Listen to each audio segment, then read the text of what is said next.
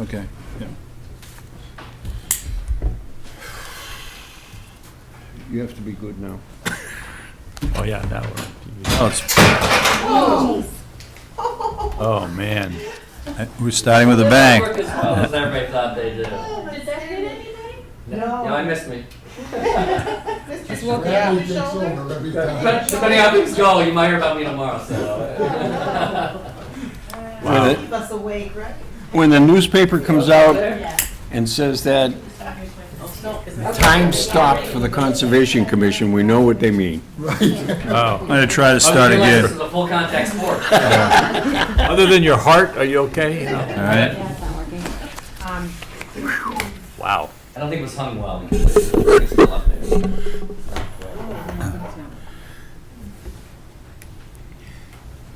They'll give you 2 extra points in the presentation. Just, Building inspector should check that out. Oh, Stephen? but unfortunately for you, you have a lot of witnesses that say you're okay. Tomorrow morning, you go, maybe I was a bit rushed on that. I feel whiplash. How you doing? Get here earlier so I can get a parking Hey, space. Stephen. You're all set? You're right on schedule. We were gonna start, and then the clock fell off the wall. Oh, good. Back to him. He likes reading that. Ed, a guy named Steve is always going to be late. Sturbridge Conservation Commission, Thursday, March 1st, 2018. And that isn't revised from anything, is it? No, it just means the posting is posted before. Oh, okay. All right. Meeting is being held in the Sturbridge Center Office Building, 301 Main Street, on the second floor. You're welcome to join us. First of all, we have one missing, Paul's missing. We have a quorum. CPA did not meet in the week that we've been away. Any First trails? meeting meets next week. Okay. And Lakes Advisory, you know the answer to that. And nothing on open space. We're gonna go with walk-in, start up? All right. Go ahead. So, Lenny, did you want to, Lenny? so we'll have 2 with you, Lenny, so 13 Adams Road. Before we get to the agenda per se, we actually have 2 walk-ins tonight, which I'm representing both of them. Would you care to come over here and sit down? The first one I have is, You have to introduce yourself, Larry, please. yeah, the first one I have is Oliver, which is at Adams Road, and then another one is on South Pond. It's Leonard Jalbert of Jalbert Engineering Incorporated. Will do the presentation for both of them. What it is the first one for Mr. Oliver is located at 13 Adams Road. This has been going on for quite a while prior to the new agent, and then the agent that was present at the initial step of this project was no longer with you. What we actually advocated or proposed at the time was to take the blue line basically going from south to north, which is, basically the frontage of the property right there where the house is, approximately 70 feet, which they have about another 100 feet of frontage going northerly, which they don't want to touch. But what they wanted to do right here at this particular site was to armor that site. Basically, if I may, show you to present. Want to take the mic?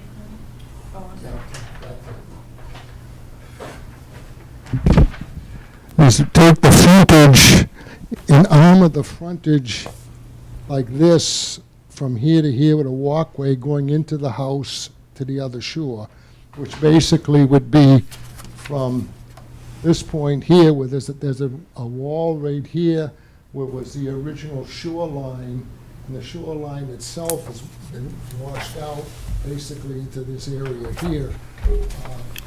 right here. So what we want to do here is take this area here, excavate a portion of the bank, and which would be roughly a foot, and then armor it with stone all the way to this point here, basically just to stabilize this complete slope.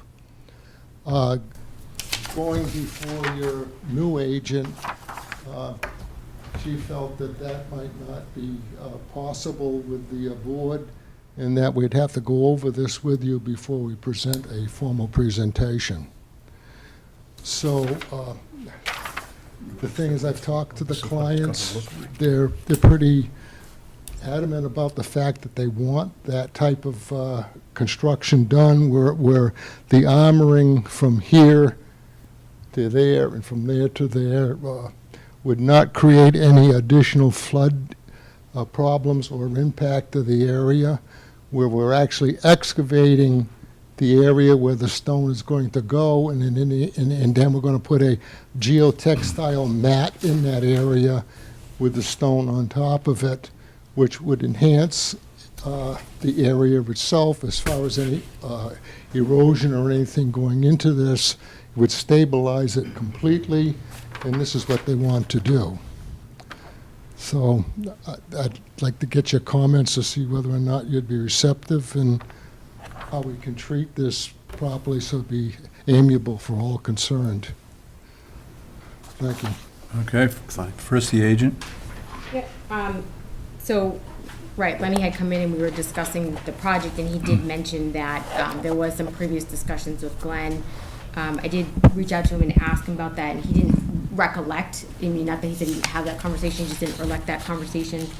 But what I was saying was I didn't, not that it necessarily wouldn't be approved by the board, but I was talking about meeting the permitting standards for the Wetlands Protection Act. So that's where, did you get the email that I sent Yes, we the did, email? yeah. Yeah, so I was doing some research, and because we have, what we're looking at is bank, bordering land subject to flooding, and land underwater. And I think the biggest issue with the permitting for the Wetlands Protection Act will be the impacts to bank. And there's certain performance standards that need to be met in order to move forward with the project. So the guidance I had kind of given in that email kind of pertained to that, and the information in the regulations that talks about impacts to bank. And you are limited with what you can do based on those regulations.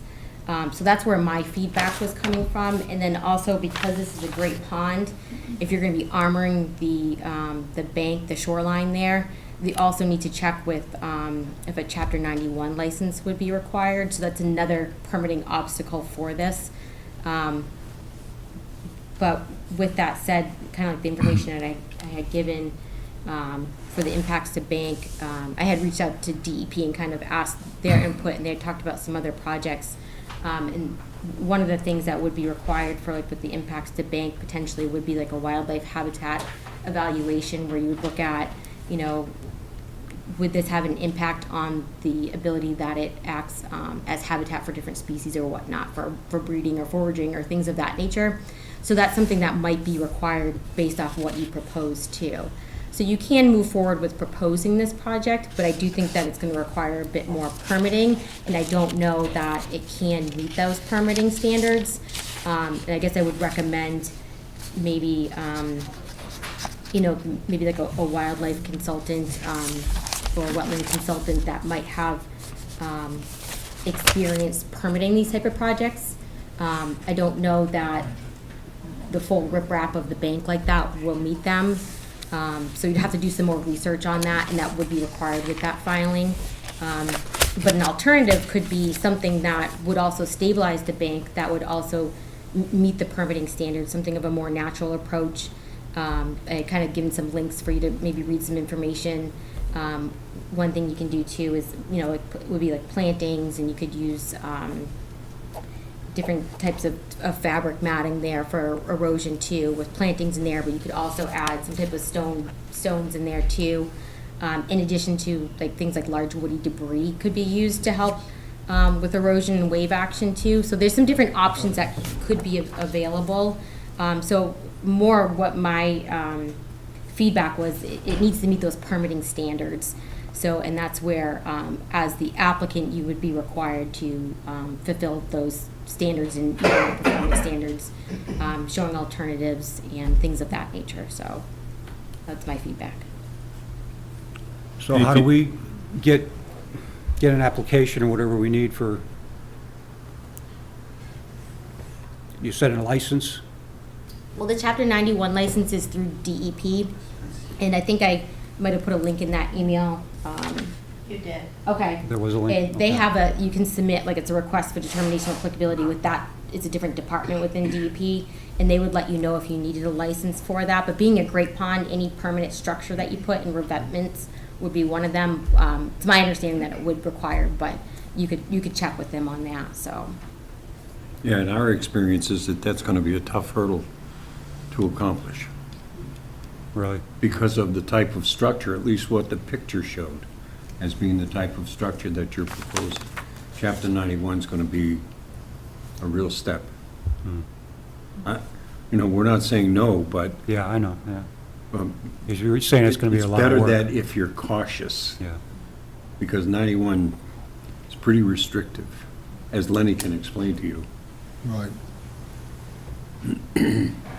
Yeah, just looking at this area, relatively speaking, I mean, I think we get confused on the fact that this is a great pond and stuff out there. The thing about it is that it's actually controlled by a dam, and the flood elevation and everything on it is very, very fixed because of the dam structure per se.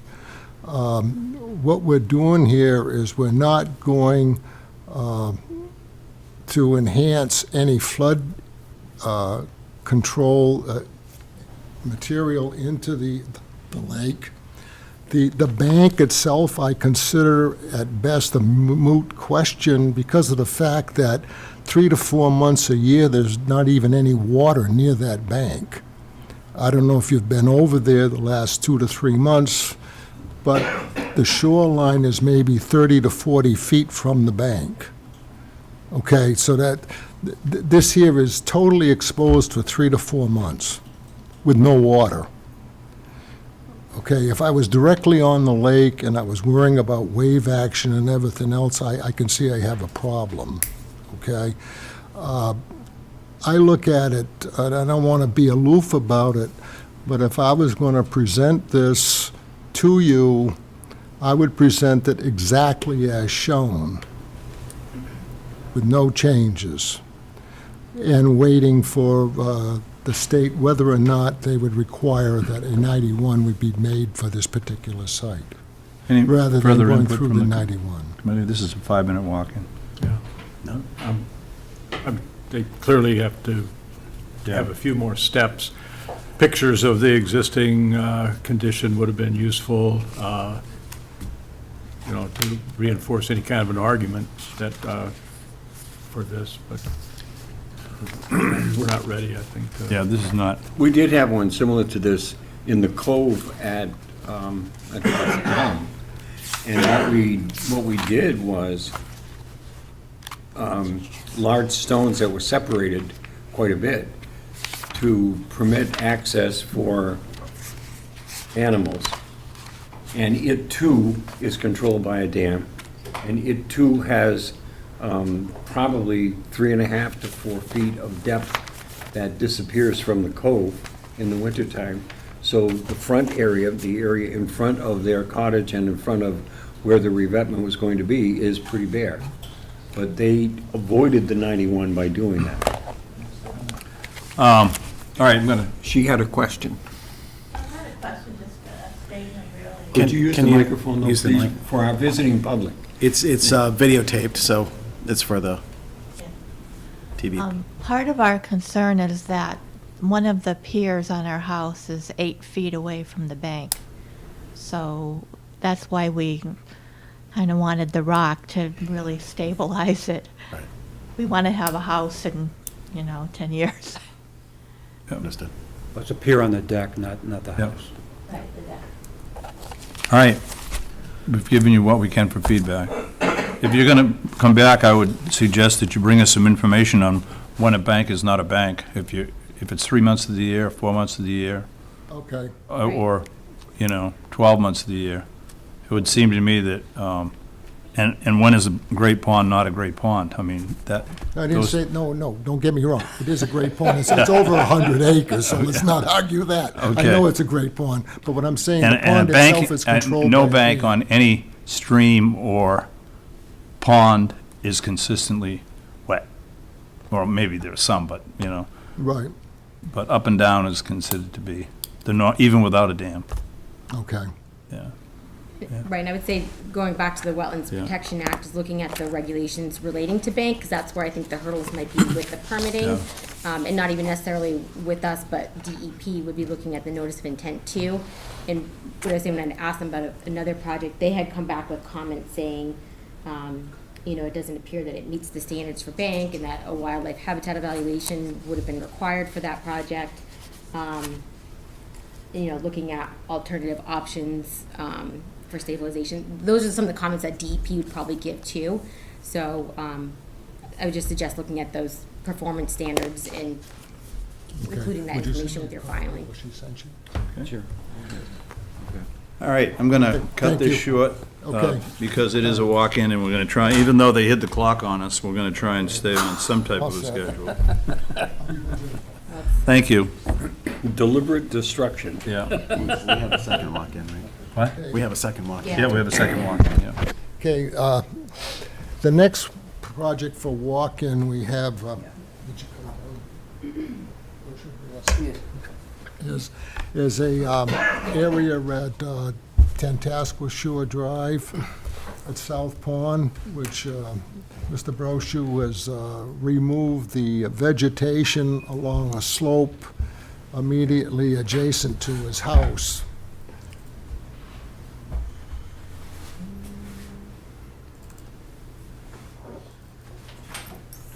And along with that, he removed a couple trees near the shore. He actually, there's 2 trees 12 inches in diameter, which is, one of them is basically on the southerly side of the property, which is around 12 inches in diameter, and it's around 5 inches from the shore.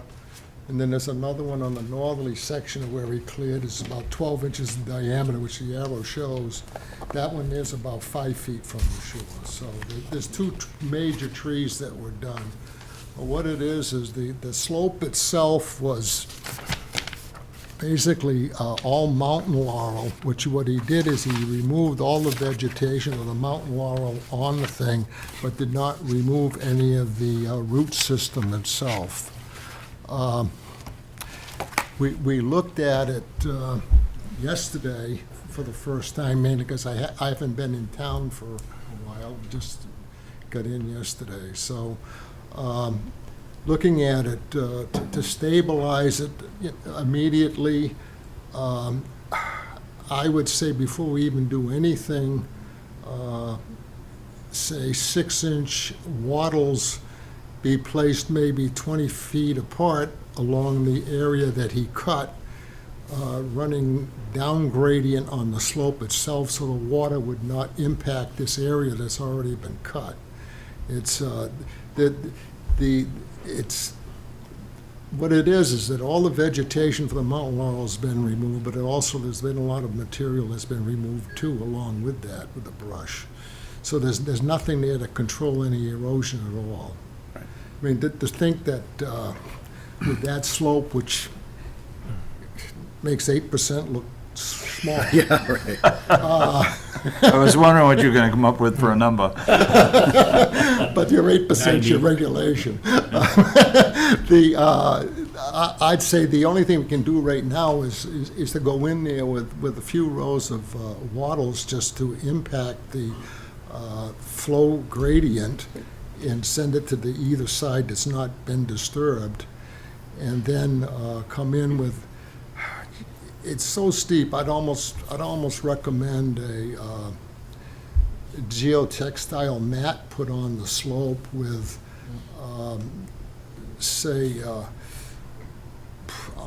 almost put in like hydro seed the whole slope with a grass that would take with a large root system that would control it right now. Not to cut you off, but to cut you off a little bit. Yeah. I think we'd love to see the wattles put in.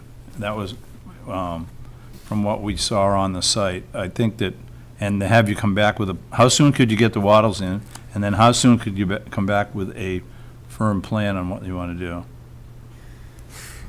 I'd say at least 2 to 3 weeks. 2 to 3 weeks to, But I'd get the wattles in a lot sooner. I'd like to see them come in this week, between Yeah. now and another week. okay, good. Then And why don't, what I want to do is go in with the wattles, say 6-inch wattles, and what I'm going to do is just place them so that they're down gradient from the slope itself. So in other Yeah. words, rather than paralleling the slope, they're going on a diagonal, so the drainage is going away from this area altogether. Do you Okay. understand what Yeah. I'm saying? Yeah. any questions? We should talk about the planting, though. I'm just looking Well, at, but he's going to come back with a plan. Yeah, but the plan should not be geotextile with a grassy mix. Okay, if you have an opinion on the planting, go ahead. and we've got rain tomorrow and the next day is what I was just checking. It's a tough situation. Yeah. It really is. But you could do some shrub planting by laying down the geotextile and then cutting through the geotextile and putting a mulch around it. So the mulch would hold the geotextile in place along with the staples, and the shrubs would grow despite the fact that the laurel roots are still there. Yeah, the thing is, the geotextile could not be placed on this independently. It'd have to be pegged, Yeah. Yeah. a lot of it pegged, Right. you know, so. Lenny, Yeah. will that mountain laurel come back the way that it is now? It might, to some degree, yes. Yeah, I did a little research on that. Let's put it this way, over time, it would definitely replenish itself, okay? But time's a factor, and in the meantime, this thing is very vulnerable to erosion. Yeah, but I'd hate to see you cut the laurel in order to put the mesh in. Oh, no, but let me assure you, right there where you're looking at, there's nothing to cut. The laurel is gone. It's all done, Yeah, no, I was there, I saw the site. okay. So what about, like, put a wetland mix down and get the jute down and get that grass growing? And then do the Conservation planting. seed Then do the mix. plantings later, but get, Protect the erosion first. absolutely. I think that, Yeah, that's what I'd recommend, putting the mix down. I would do All that. right, okay. Okay. Put jute down and you don't have to lift it up, With- it'll just with the- rot The jute is eventually. fine, the jute would normally disappear anyway, Right. later, And I would do that quickly. and seed it.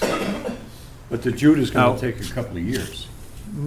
Take a couple of years, to decompose? But we don't, Yes, but it's still, in the meantime, it would stabilize the area. Okay. yeah, we don't care how long it takes for the jute to Right. disappear. Now, do you have the okay from the owner?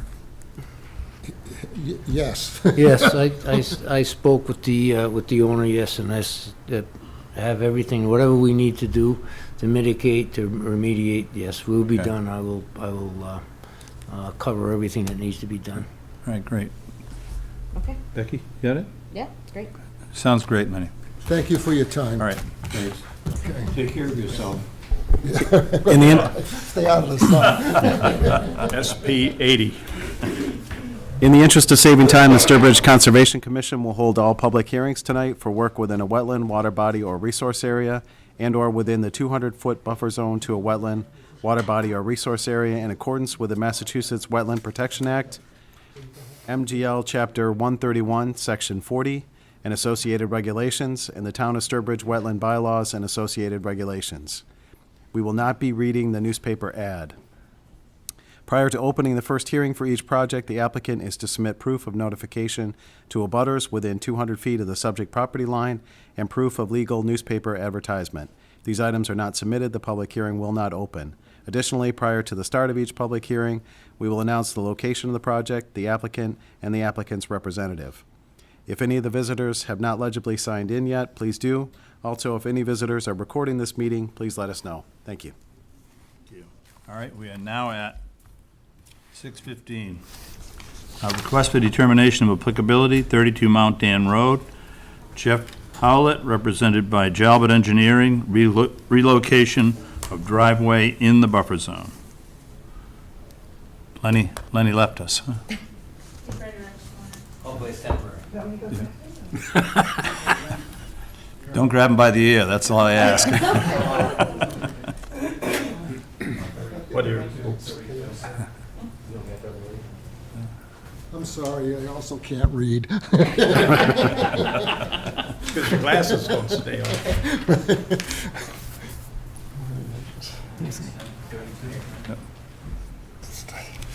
Okay.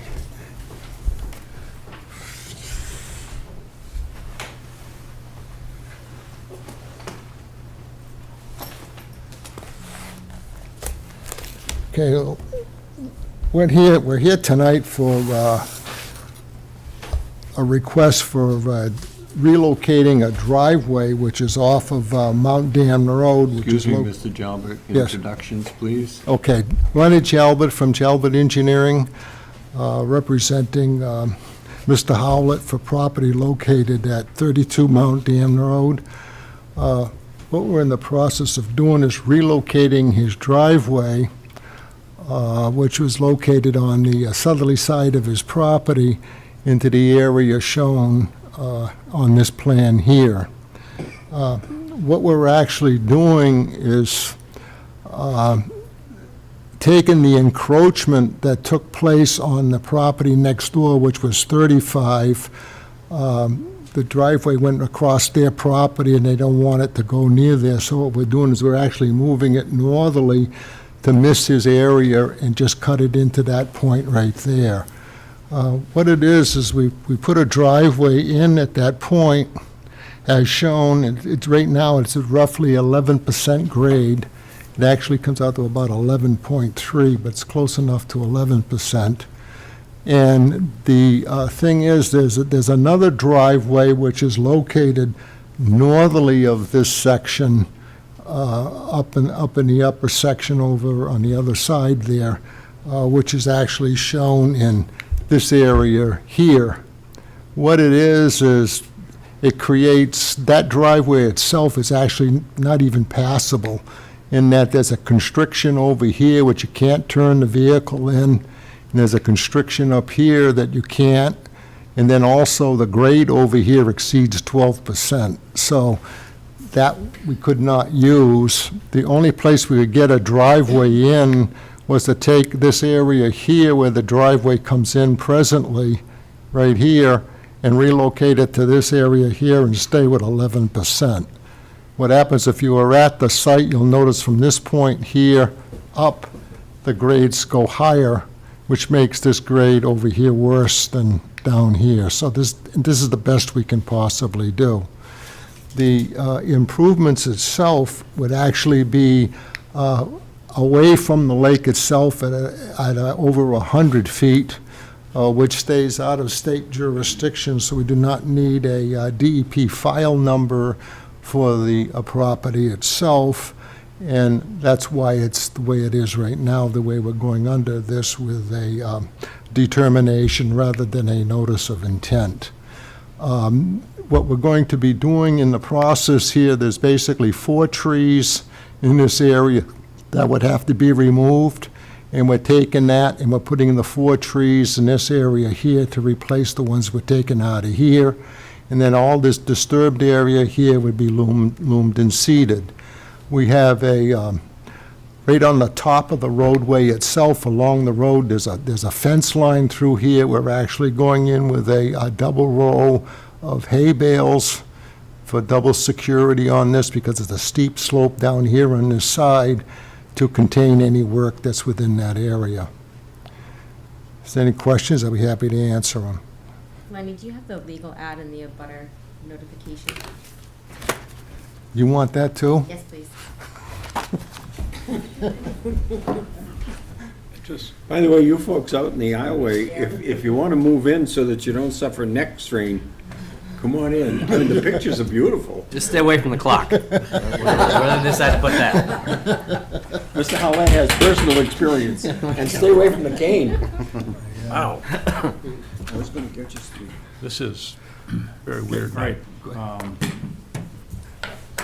So, I had received 2 emails from, abutters that couldn't be here. One is here now, but I was just asked to read the other email from the person since they couldn't make it to the meeting to have that, because we do have the, anyone from the public if they want to say anything. So this is from Martha Faring, and she says, "My name is Martha Faring. I am a resident at 30 Mount Dan Road, maintaining a life estate in that property via a trust I created for estate purposes. I am unable to attend the March 1st Conservation Commission meeting where the relocation of the driveway at 32 Mount Dan Road will be discussed. However, I hope that my thoughts I've written here will be read at the meeting and given all due consideration. I am an 84-year-old woman who has lived on Big Alum since I was 2 years old. While I am no longer able to reside in my home full-time, I frequently exercise my rights under my life estate and spend as much time there as I'm able to. When these driveways were created many years ago, I was the owner of both 30 and 32 Mount Dan Road. When the properties were separated approximately 10 years ago, it was my intent that an easement be placed on both of the shared driveways so that much of the owners, my children, would have no issues crossing one another's properties. Says my daughter, Jane Howlett, then refused and continues to refuse my wishes. On several occasions, I have instructed my attorney, Jeff Chase, to produce the necessary documentation to grant the Howletts an easement allowing them to access to their property across the part of their driveway which crosses 30 Mount Dan Road, in return for the same allowing access to my house across the portion of my driveway which crosses 32 Mount Dan Road. On each occasion, the Howletts have refused what I have felt to be a very fair and very easy solution to resolve this issue. Because of this easy and simple solution, it's my opinion this driveway relocation is a case of the Howletts creating their own hardship and that it's unnecessary. Thank you very much for your time and consideration."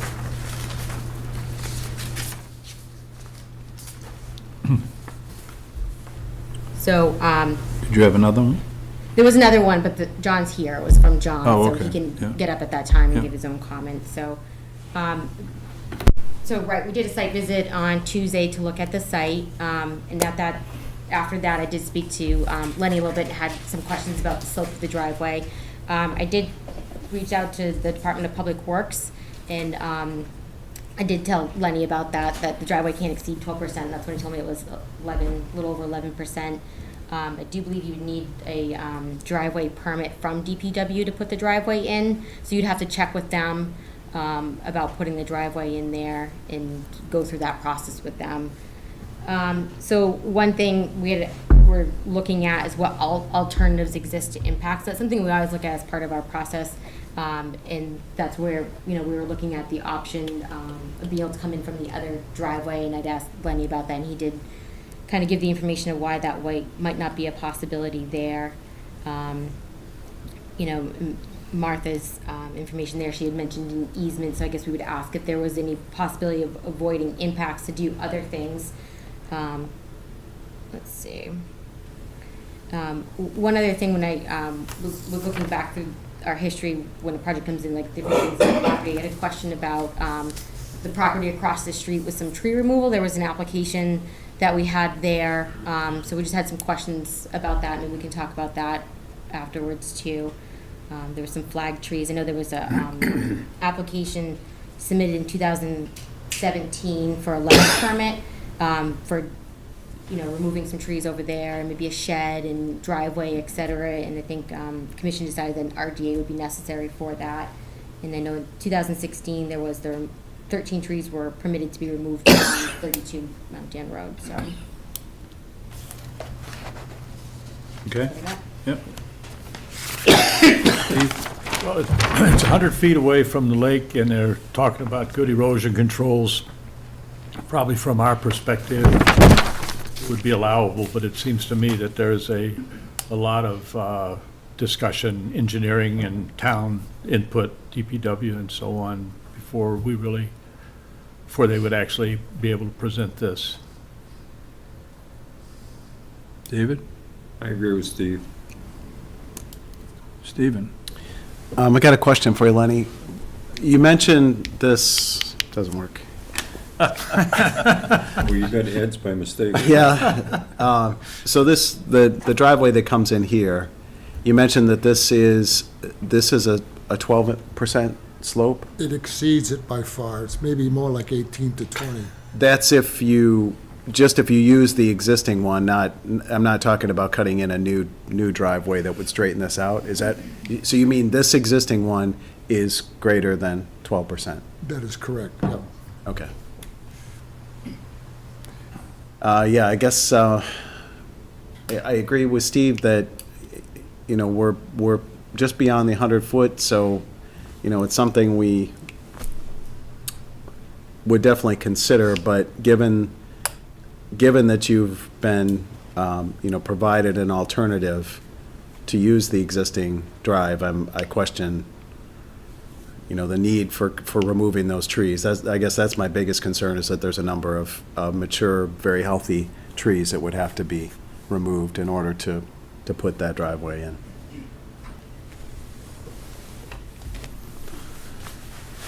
Lenny, what are the plans for this? I have no idea. Right now, what you're looking at right there is an encroachment. That becomes a civil suit. What? That is an encroachment. Right. Which is a civil suit. So, no decision has been made as far as that is. There are no plans to take that down? I think with taking liberty, Mr. Howlett would like to see that removed. But it's within 100 feet of the lake, so it requires a whole different permitting process. Right. And it's not within the scope of this project either. So what you're telling me is the alternative for us is to grant an easement so that we can access our property? I think that's not part of the scope of this project. So when you go back to the DPW permitting requirements, what exactly is that? That's just a permit. So you For guys the make it sound driveway. like it's a lot more in-depth than what it is. I think we have a detailed process here to access our property through our own property. Right. And I don't think that conservation should be telling us to grant easements to anybody. No one's saying you have to grant an easement. No one's telling you anything. That's I the asked- alternative you're telling me is available. The question I asked was what, if you had plans for this? In the future, we plan to remove that, return it back to its natural state.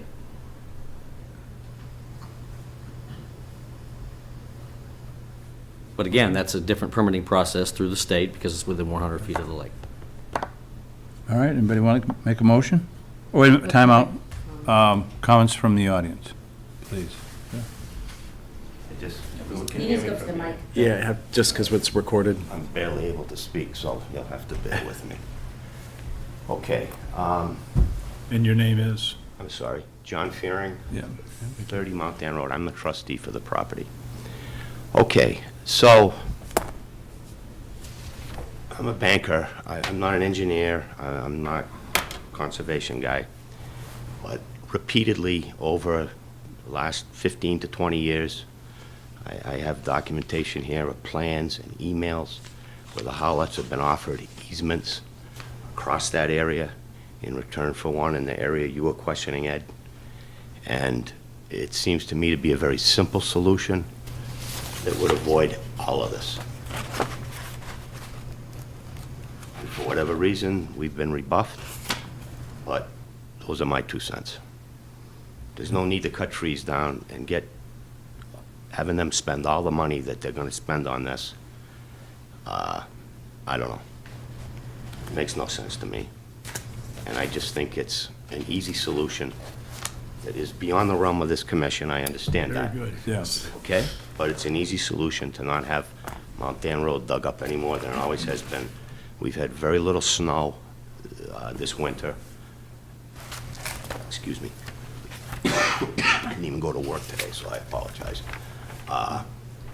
And since the trees have been removed across the street, there's a lot more drainage coming down there.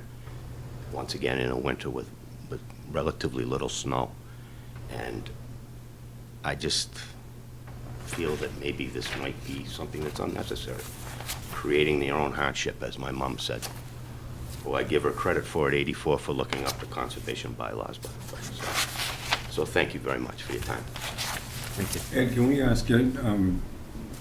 Jalbert one more question? Sure, go ahead. We haven't closed anything. What would it take, Lenny, to have an alternatives analysis done? Just so that we have an idea about what some of the other possibilities might be. Because you are talking about removing 4 very large trees from around the lake. And granted, you're saying you're going to replace them, but you're not replacing them with anything even close to the size of what's there.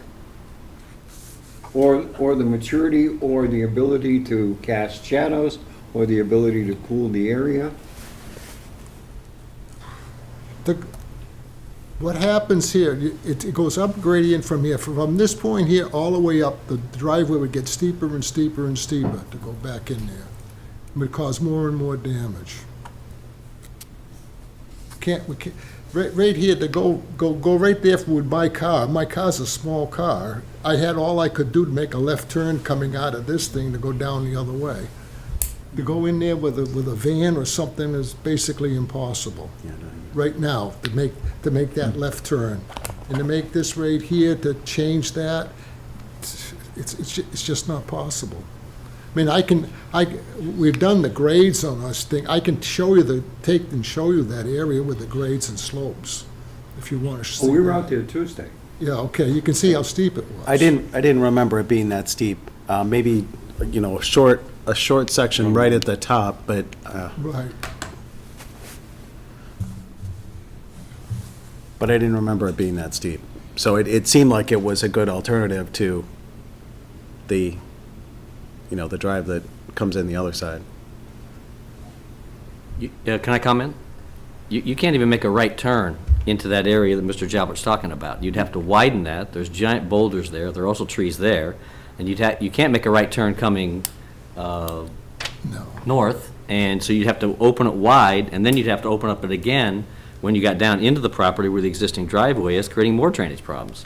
And I had permits for the trees that were taken down in 2016, completely legal. And we also own Lot 33 and 35 in the back, so the total acreage is about 3 acres, I think, or 2.75, something like that. So we've got plenty of trees. We'll plant more. We'll plant them whenever you want them. But again, telling us that the most appropriate alternative to having a driveway coming off of our own land to our own land by granting an easement is unacceptable. We have a land attorney too. You don't encumber your properties. Well, you're telling me that there are other alternatives. We're not going to accept the very idea of putting an easement on your property is not a good idea according to our land attorney. I don't remember anybody up here saying that. I asked the question to Mr. Jalbert as to what other alternatives might be. Question. And you made the site visit. It is very steep up there. Mr. Chairman, Yes. an alternatives analysis 100 feet away with what in my opinion is an allowable activity. It's got, and we can talk about replacing trees. The shade is not, it's 100 feet away from the lake. I think we're just wasting our time and our everybody's time by talking about alternatives, DPW, whatever. I think that we should just look at this project on its own merit. And what I said before stands, is that it's an allowable project. It's, the erosion control is going to be the key. If the board, if the commission feels that we should have a certain percentage or ratio of tree replacement, so be it. But I think we're talking about things that really probably don't apply to this particular project, in my opinion. Okay. Stephen? Just one other question. Lenny, it says remove trees, but you don't actually show the trees that are being removed on the plan, or do you? Hard to see, they are Oh, they're okay. underneath there. Oh, I guess I see some circles there. Yeah. Okay. They're shown on the plan. Okay. Okay. Gentlemen? I move we close the hearing. Second. Discussion? No discussion? All in favor? Okay. One abstain. All right, now, would you like to make another motion? We have here a 3 and a... Yeah, 3 and a 5.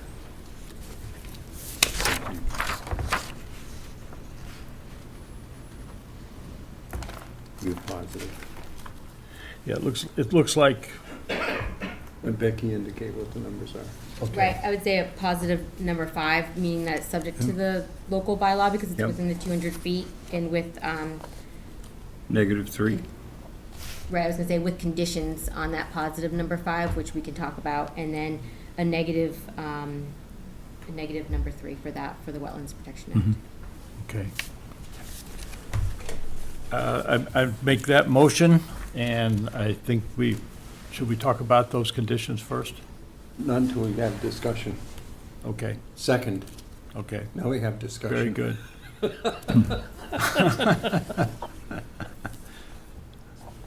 Okay, so my Actually- motion is that we allow this determination with a positive 5 and a negative 3. I just want to interrupt one thing, sorry. Absolutely. So we could say a negative number 3 with conditions because it's so close in that small portions within the 100 feet, or we can say a negative number 4 near, but the work is not within unless it alters, alters an area subject to the protection. So that's, And what would be your recommendation? I think in this situation, because it's only the erosion controls on the 100-foot buffer zone, I think I'm gonna go with the negative number 4. So it's not within an area subject to the protection, including the buffer zone, therefore said work does not require the filing of a notice of intent unless said work alters an area subject to the Protection Act. I would say that one over the negative number 3. Okay. So moved. I'll second that amended motion. Okay. Now, what about order of conditions? The conditions, erosion controls, and one thing I was thinking too, with it being a little steep right here, maybe something of like an erosion control blanket with the seeding there to help keep it in place, just thinking about our other project we were just talking about and being maybe a little bit on the steeper side. I don't know, Lenny, do you think that might be Put what now on there? like an erosion control blanket over the area after it's graded and seeded? Okay, that would be fine. Now, you can do that. Well, we were going to do the stuff that's all disturbed, and we're gonna loom and seed the whole thing. to get it done. Okay. We put a blanket on top of that. What are you going to use for a seed mix, Lenny? Please? What are you going to use for a seed mix? For what now? Seed mix. Seed mix? I don't know, we haven't, it But just, as long as it's not really high in rye. well, that's good, it dies when we're with. That's what I mean. I know, we can't use rye. Dave, would you recommend like a conservation seed mix like we typically would? No, because the conservation seed mix has got a lot of flowering stuff in it, and that's really heavily shaded in that area. I don't think it would have that good a chance of being able to make it. And No, maybe it's so far away from the lake. Yeah. Well, the seed mix can submit to us what you would like, and we can have review and approval of it as part of our condition. We don't have to establish that at this point. We Okay. need some time to think about it. Yeah, we'll get it. I think we also should waive the 2-to-1 requirement for replacement of the trees, because it already is a heavily treed area. I'd like to see at least 4 trees planted, as Lenny has indicated, and to substitute for the 4 additional trees, maybe 4 shrubs that are seed-bearing, because that will encourage wildlife. Okay. You know, Lenny can pick out 5 or 6, like winterberry or some other one that's shade tolerant. Yeah, we can go with berry mix into a few of them, yeah. Are you going to make that a condition? Yes. And that's instead of Any the other trees. conditions? 5 to 6 shrubs instead of the 4 trees, is that what you? No, 4 trees No, plus no. 4 5. trees plus. 4 plus. Plus floor shrubs, which would be food bearing. Right. Thank you. Anything else? For a vote, all in favor? All opposed? It carries. Thank you. Thank you for your time. Thank you. Lenny, I just wanted to say too that, just check with DPW because they said you need a driveway permit, so you just need that permit from them too, so, Yeah, that's Okay. automatic. okay. Thank you. Actually, at first I was going to grab his. 648, request for determination of applicability, 129 Shore Drive. Paul Gerard, represented by Joseph Cohen, JCLA Design, removal of a deck, install small patio and landscaping. Do you guys sign this for me, please? The determination. I'll send you the letter with the conditions. This is for that. That's for that one, yeah. About the plantings? Oh, yeah. Joe, do you have, you gave me the legal ad to the email a long time ago. Do you have the abutter notifications? I do. Do you want that now? Or? Yes, please. Yep, I'll take that now. Yeah. See, the next grain got to you guys.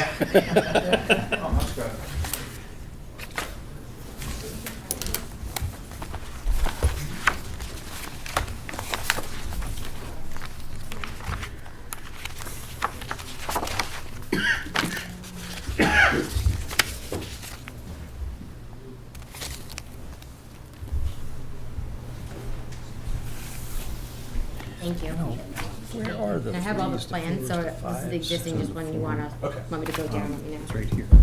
Okay, but you guys are always reading this when you come up We'll with need that. this only to get the framework. And then the agent picks up the 3s and the 5s. Okay, very good, because that's true the first time you had me read one of those, I went, what am I looking at?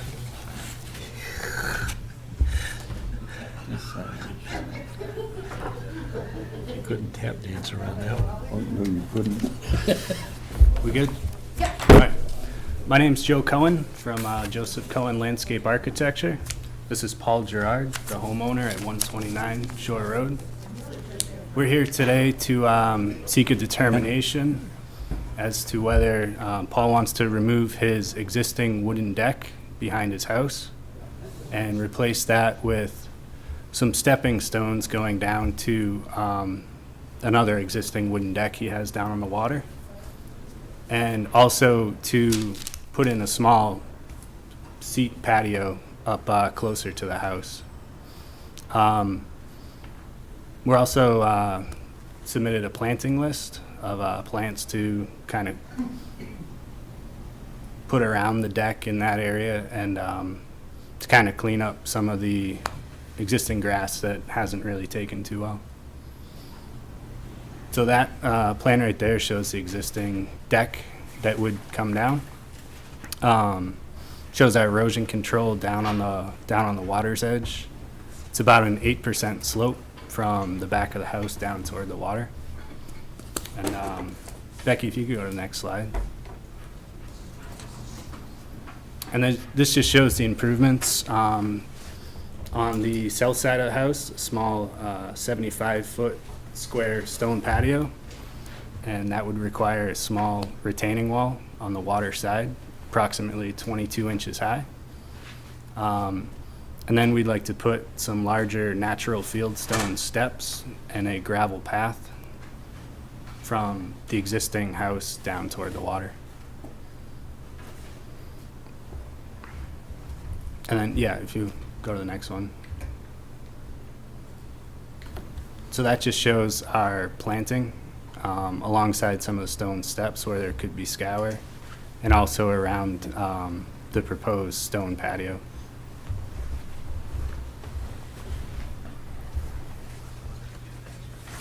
Any questions? We start with the agent, though. Yep. Yep. So we did do a site visit out there, which we had talked about it afterwards. Some of the questions we had about was that paved swale, and we had a little bit of discussion about that. So just curious where that discussion has gone with the neighbor a little bit too. For this project, you can see it's within 50 feet of the lake. It's mostly removal of the deck and replacement with the stone patio and lawn and plantings. I don't anticipate any concerns with it. They have the erosion controls in place. I would, when we're at that point, recommend that it would be a negative number 3 because it would be subject to the Wetlands Protection Act because it's within the 50 feet. We can condition it in a positive number 5 subject to the local bylaw. So I don't have any concerns with the project, just more with the driveway and that paved swale. Going back when the project came in, found an older filing from 2007 for the second floor addition, and at that time, the Conservation Commission did bring up the paved swale, and Conservation Commission said they'd come back out in the spring and kind of look at it and try to come up with a plan. I don't think that we ever followed up on it at that time, so it just didn't really go anywhere. So the issue with that paved swale is it's technically not on his property. He owns about, in the channel cross-section, he owns about a third of it going down toward the water. So we've tried to reach out to the homeowner on 2 separate occasions, one because a large tree fell and hit his garage, and then also for this stone swale issue, and, you know, there hasn't been any response.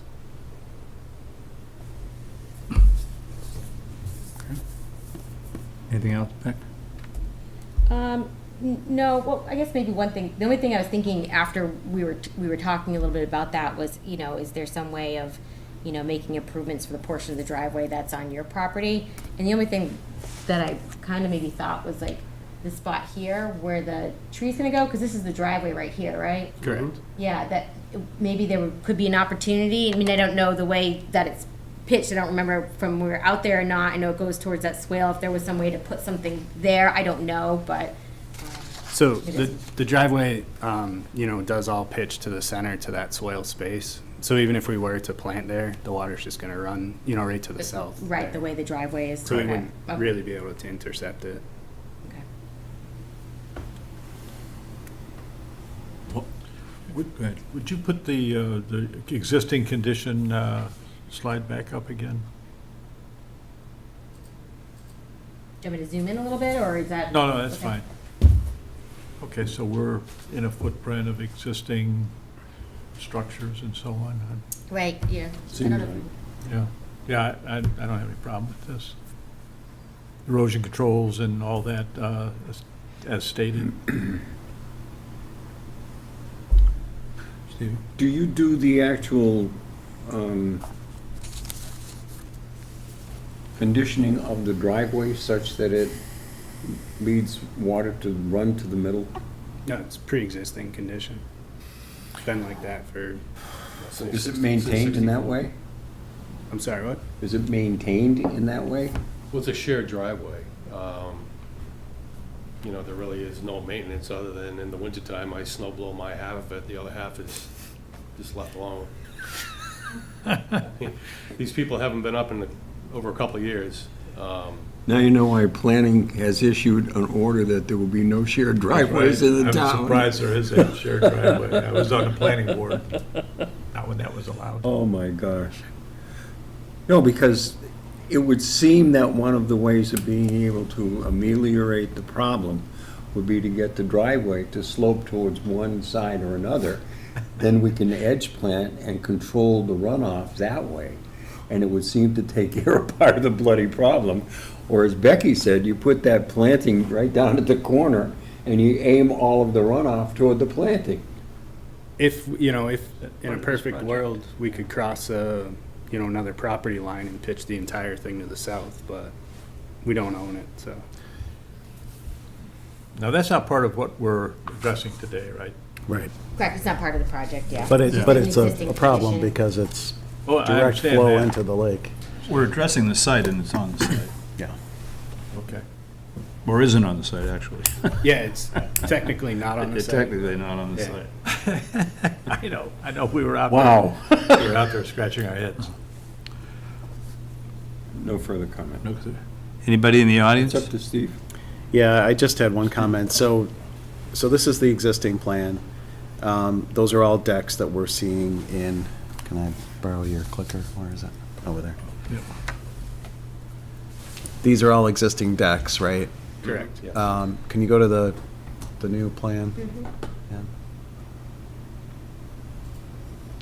So this is all gonna be grass? Is that the plan?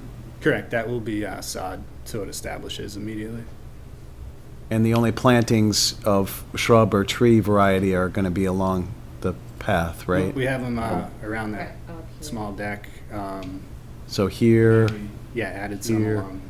okay, But it's a fairly significant amount of plants being added. right, Yeah. okay. They're already snow blowing your driveway. Now you want to mow lawn? Make leaves?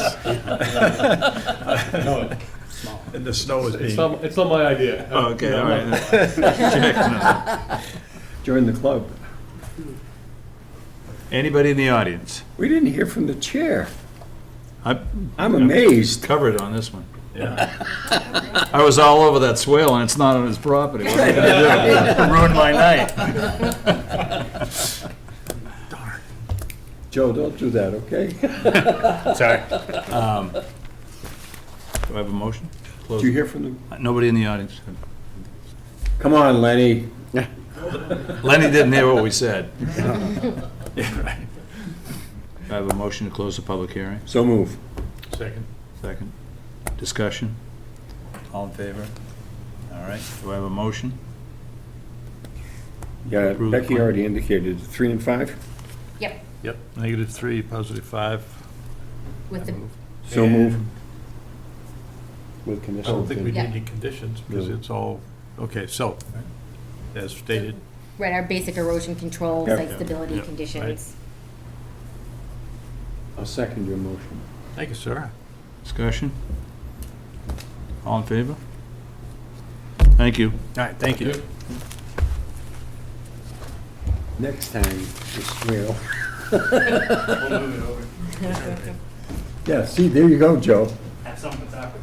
Right.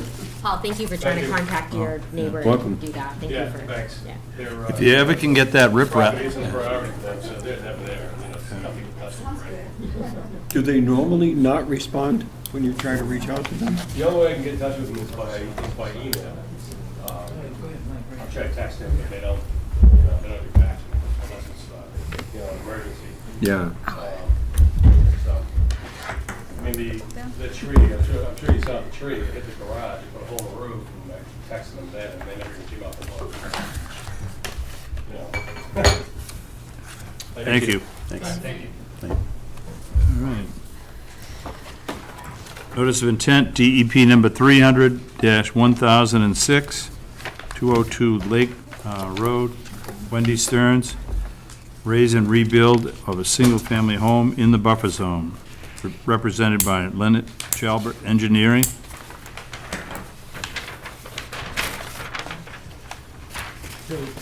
Leonard Jalbert from Jalbert Engineering, representing the property that is located at 202 Lake Road, Pelham and Sturbridge.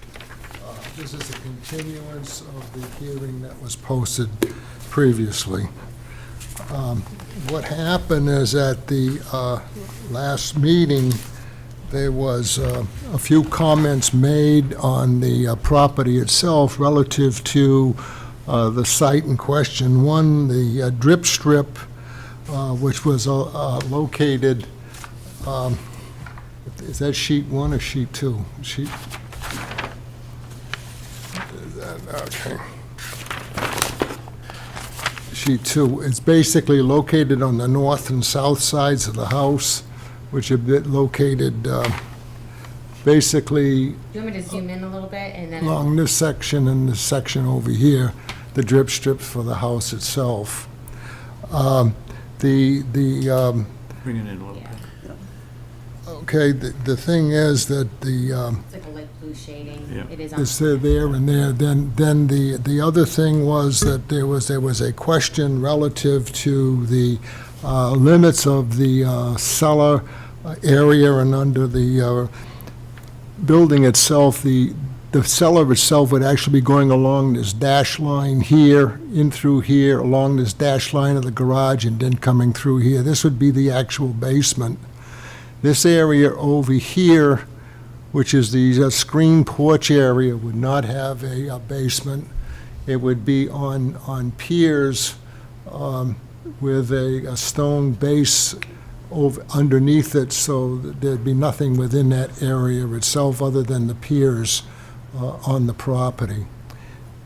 The area right here for that screen porch is actually encompassed 100% within the existing footprint of the existing house, so that there's actually no encroachment of the porch area within the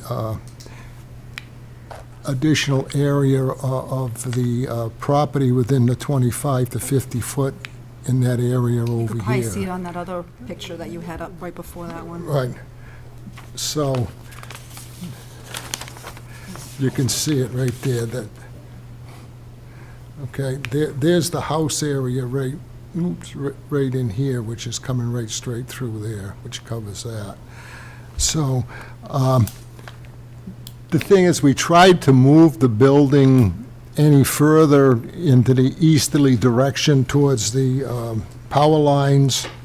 And what it is after 2.5 years of exhaustive study and pains with the power company, we've come to the conclusion that the only thing we can possibly do is to stick within the footprint we have here presently, that we can't alter that. So we have to stay with this area here. We've gone before the Zoning Board of Appeals relative to the construction of this building and the site with the existing building, and the Zoning Board of Appeals ruled that it did not increase the intensity of the property, nor any variances were required on the building itself, that their determination on it was that it was sound and it could be constructed, and it was approved by the Zoning Board of Appeals. We have not gone before them to discuss this because of the fact that nothing has been altered relative to the original submittal. What I would like to do right now is to turn over a brief comment by the owners relative to the proposal that's before you tonight. Okay? I'll take that. She's got a room. I have mine. Please? She's got one, okay. Yeah, so we've heard your concerns, so we did try to make some modifications that kind of Lenny covered most of them. We also, in addition to the ones that he mentioned, we've also added additional vegetation where the structure is right now. It's within the 50 feet, so where the structure is now, we've added additional vegetation. So we've added blueberry bushes, winterberry bushes, and pachysandra. We've also added back, from your viewpoint to the right of the house, we've also added back in a mature tree. We looked at the plans again, and I think it was accidentally removed, so we've added in a large 30-inch oak back onto the that plans. doesn't need to come down. So we also kind of provided some pictures too, just so you could see that moving the structure back at all would involve taking down a significant number of trees, not only on our property, but also on the neighboring property. So we just kind of wanted you to see the impact there. I think that was most of the items we wanted to talk about. Adding the drip strip, adding more vegetation, it was adding back the 30-inch oak, and then reaffirming that it's been a very exhaustive discussion with National Grid. They've been out so many times, and that's the least impact for the trees, and pushing back the house does impact at least 5 more mature oaks on our property, and because it would change the angle of the power line to reconnect with the pole number 28 to the north, it would impact a grouping of about 5 or 6 trees to our neighbors, and also having to relocate their shed just by that additional couple feet. Okay. Becky? Yep, oh, it's okay. Sorry. I'm just gonna go back to this one. Yeah, I think that they've done a good job exploring the options for working within the 50 feet, and there is a big impact if they move the power lines with additional tree removal. So I think that they've done a good job to move that back, and they've shown that they've done that with that process with National Grid.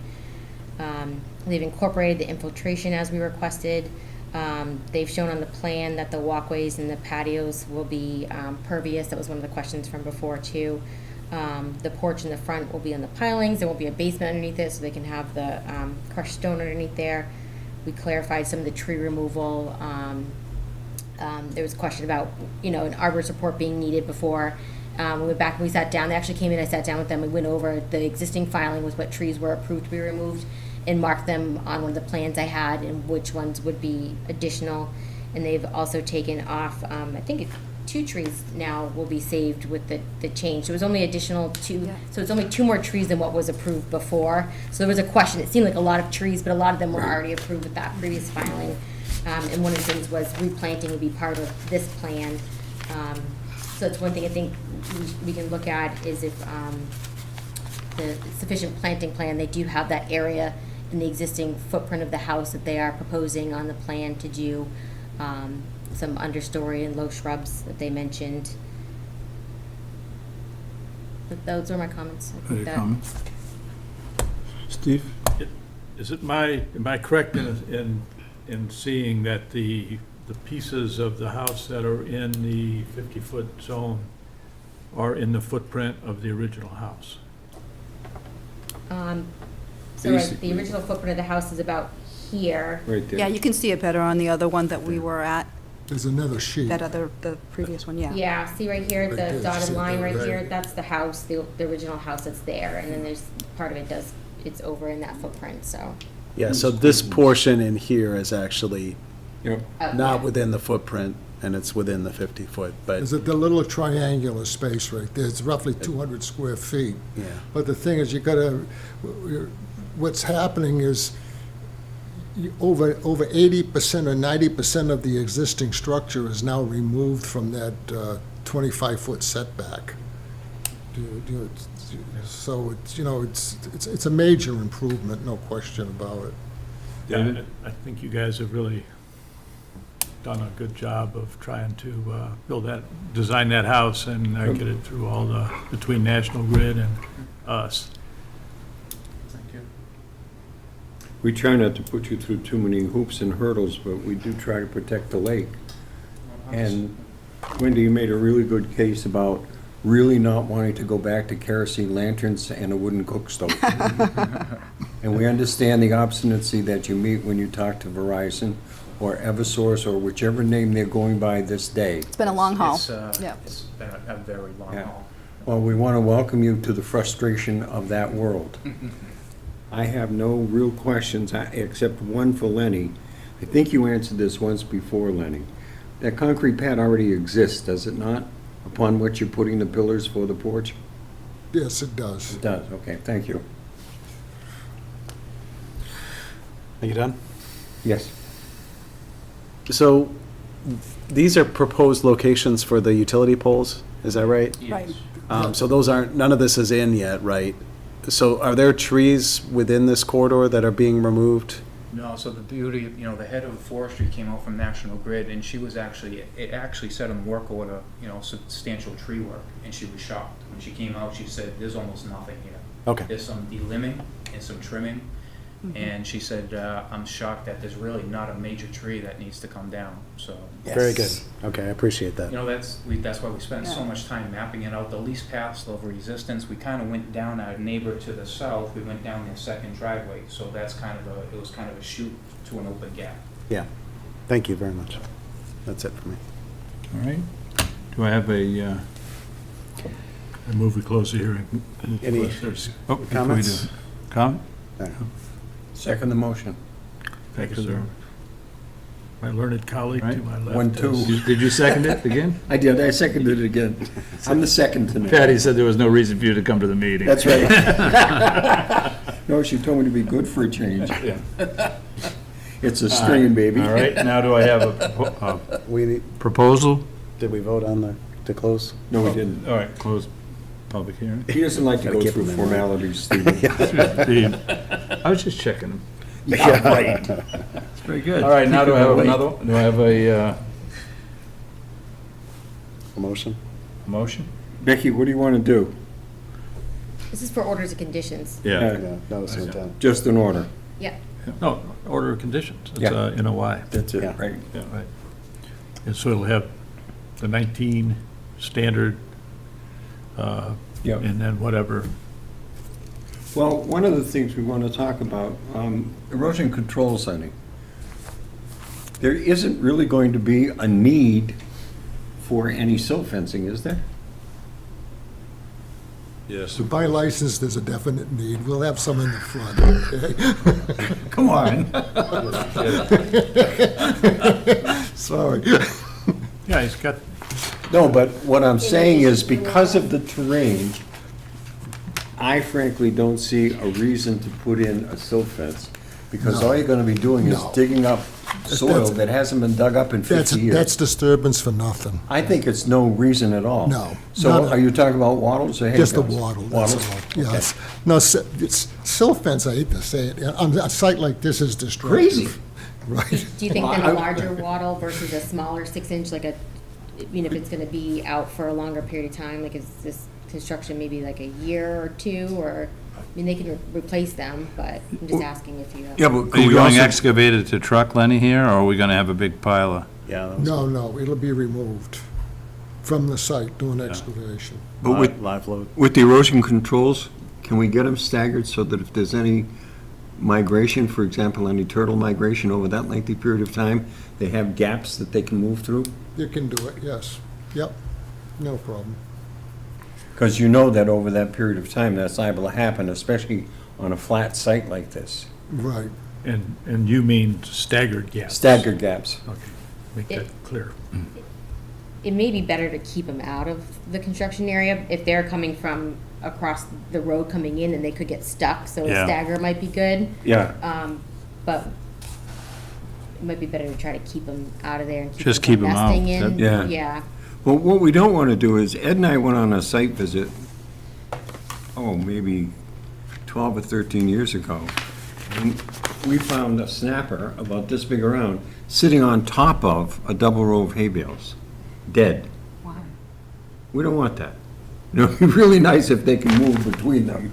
I bet it didn't die because of that, because I've seen them go Yeah, right I up think- over it and Right, keep on going. but it was stupid, it got up there and stopped. And with the straw wattles, I think they could probably, potentially get over that anyway, so we can discuss that, and, we'll still have to issue orders and conditions, so we'll put our conditions together, and they'll look at them and, have comment and Okay. whatnot, so we can let you know if that's. Yeah.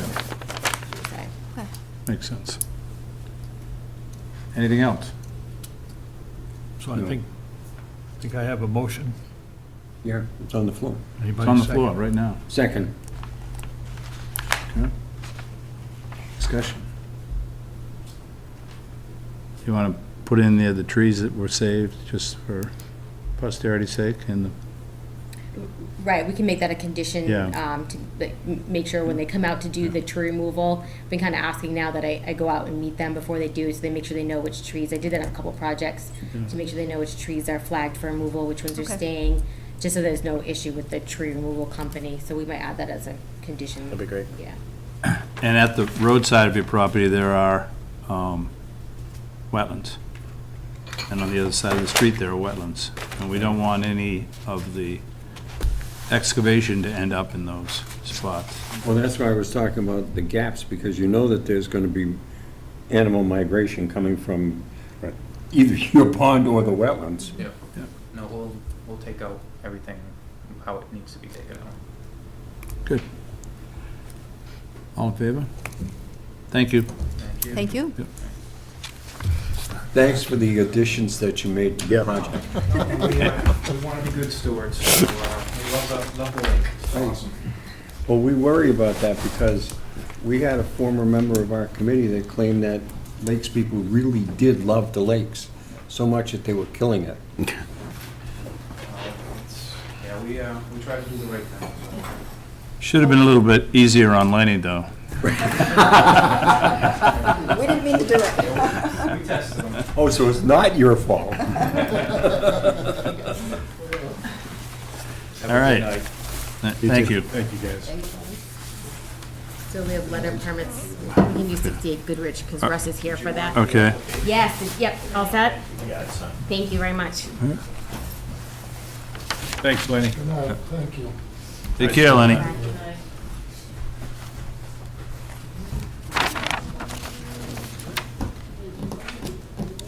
So this is a letter permit application for 68 Goodrich Road.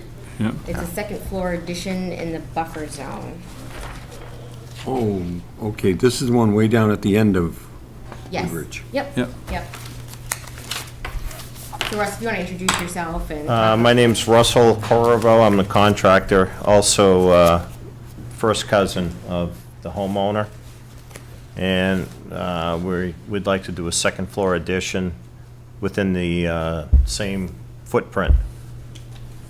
And a walkway to eliminate almost 50% of the stairs for it's my cousin's parents, elderly parents, 90 years old, so they can come up in the summertime and enjoy the lake. And so that I can get down the stairs to see the lake. Right, right. So, Russ, you're gonna remove part of the Yeah, the existing roof- walkway with the steps? Or I'm sorry? Were you removing, did you say removing part of the walkway? no. Okay. Gonna add a walkway to the existing stairs. Okay, those To stairs will eliminate stay. that last, sorry, this is all new to me. That's okay. Right there are an existing set of stairs. Yep. And the egress is here on this side of the house off the deck.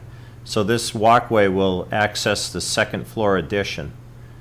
And it'll connect right here to this existing walkway and eliminate these stairs.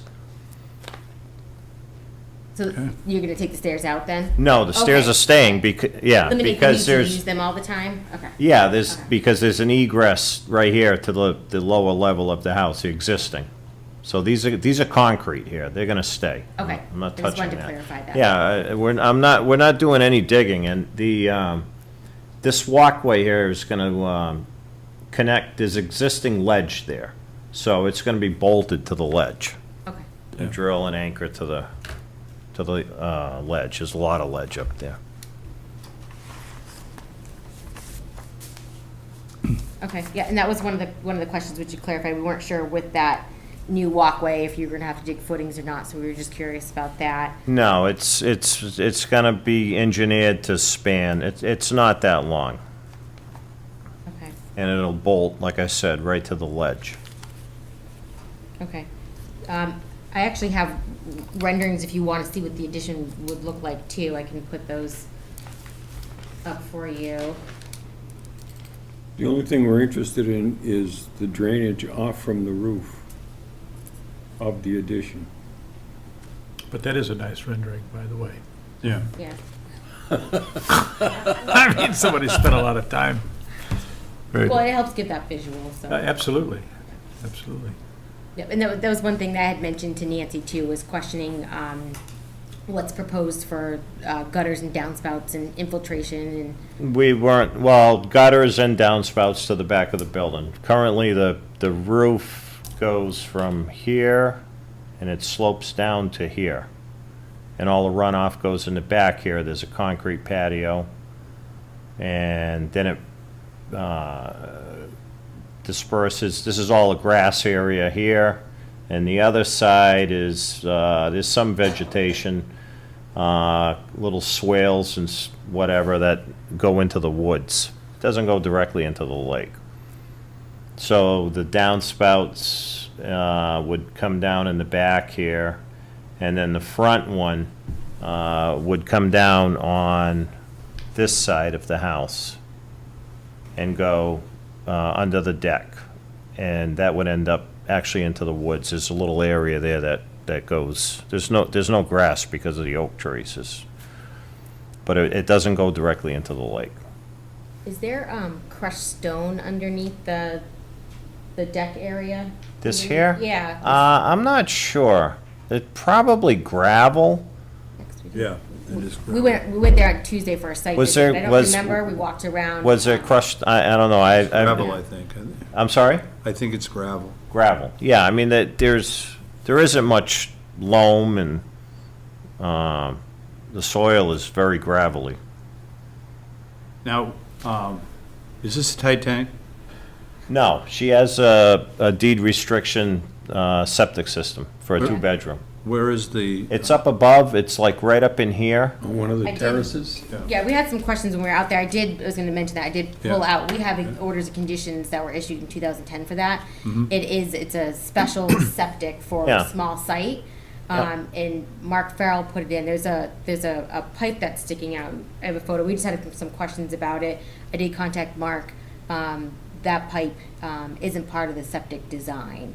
So that must have just been put in for drainage with the road. He actually lives over there, so he went out there because it wasn't there before. He said it's not part of the septic design, so. I think Some of the road drainage goes, yeah. the swale that comes down on the side here. I have no idea what that is. It could be some of the road drainage from up above. See, the road is carved into the hillside, if you've been there. And it's pitched to one side. And what they did was an attempt to divert the water rather than down washing out the edge of the road. It goes to a corner, the very end of the road. And then pours off the end. And then it goes down. There's actually some stone in there, and it disperses over in here.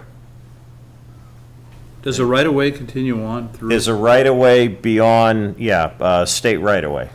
Yeah, it's Fish and Wildlife land over here. Yeah. So on the plan that we approved the septic, that swale that he's talking to, that we saw out there, that was shown on here, so. Yeah. That's always kind of been that way, but that pipe maybe was put in afterwards. So in this septic, which does look like a tight tank, there's, I don't have a copy of that. monitoring, they have to have a company come out and do inspections either, I think it's like once or twice a year, check with Board of Health, so they've been doing that too, so. Becky, since I didn't see this, could you go through the Oh, pictures yeah, you have yeah. real quick? Didn't have a lot, but right over here is where the septic is, and it's steep, it goes down, you can see that concrete walkway right there. Mhm. It's a flat roof, which kind of pitches this way, it's very close to the water. Do you have a picture of the front? I don't have a picture of it. It's exactly. You'd be in the water. Show them the rendering of the new. Yeah, the water's right, The front, right here. this is the front. The front looks like this, including this. Yeah, that's It has a flat- like and has a flat three-season roof going porch. from there.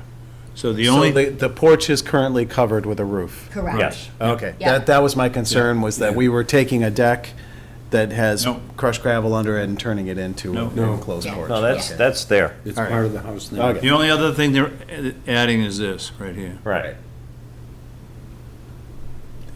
And that's going to be a wooden walkway, or is it? No, I think it's going to be galvanized steel frame and maintenance-free railing of some kind. Okay. Yeah. I don't think it's going to be wood because of the span. I don't want to have to put posts. Oh, my God. Footings. What? It's all granite. Right, so steel and bolts. Okay. Anybody in the audience want to say anything? A ghost. Well, I do have one serious question. Okay, go ahead. I don't like the idea of downspouts on that house. There is significant tree cover up above it, and I mean significant. That's fine tree with cover. me. Well, what I'm worried about is you put up a conduit that's open-ended, and it's gonna get stuffed with leaves, and there is Yeah, well, not a that- human being that I know that's climbing up on that roof after you put a Right. second deck on Right, to gutter clean that guards puppy would out. take care of the upper and So, chipmunks as a would fill the suggestion, pipes. you see where you've got that concrete pad, Yeah. that's a walkway and back? Why couldn't that be crushed stone? Because if it was crushed stone, then you could have a drip strip. Then you gotta crush it and find out that there's I gotta there's take all ledge that- underneath it. Yeah. And you got a whole mess on your So it's hands. concrete now? Yeah, it's all poured all concrete. It's concrete. existing, and I'd have, and also is part of the foundation of the house. It's all poured concrete. See it a little bit there. Yeah, you can see it right there a little bit. Right there. Like right. Do you have a lip that's hanging over the second deck that extends beyond where the concrete pad is? No, no. And the Come on, over- help me out here. Well, if there was gutters and downspouts, Yeah. could it be directed underneath the deck if there was crushed stone there? Well, the or- problem with the gutters No. is that they're going to get filled with debris and. And therefore, they're gonna simply Gutter guards. overrun, and they're not Well- gonna work. Right. Gutter guards work. I mean, I use them often. I have them on my own house. And they Well, work really well. And periodically, you still have to go up and clean them out. No, No? I don't have to clean them out. The only place I have to clean them out is in the valley. Okay. So you No can get, I'm sorry? you can get a closed system? Yeah. Gutter guards over the whole thing, right. But the back of the house, if you show the, The rendering? Go to the Yeah. rendering again. that's only 28 feet of gutter right here. And that can come down on that side. And cap the end with, cover the end with hardware cloth, because there's chipmunks and squirrels and, Oh, yeah. you know, and nuts, and the other side will have a valley right here on this little roof. Yep. But this gutter here could be one piece to the corner and not make the turn. Yeah. In other words, I could Right. eliminate that, Right. so there's no valley, because what happens in the valley is the leaves settle in there. Right. And then they get to the bottom and they don't go over the gutter guard. Anything that you could do to prevent that buildup. Yeah, I get it, I understand. That, Mr. Chairman, would be my only real concern Okay, about the yep. project. Russ, any trees that need to come down? I'm sorry? Any trees need to No. come down? Okay. No, I might have to trim a branch or two with the second floor. I And mean, the it's just barbecue huge. remains intact? What's that? The barbecue remains Yeah, intact? the barbecue will remain, that's, Have you got a pathway that goes over to that? they do, yeah. And is it getting improved? No, we're not doing any work there, Okay. nothing at all. The- All I'm doing is the second floor, and Are you taking the roof off?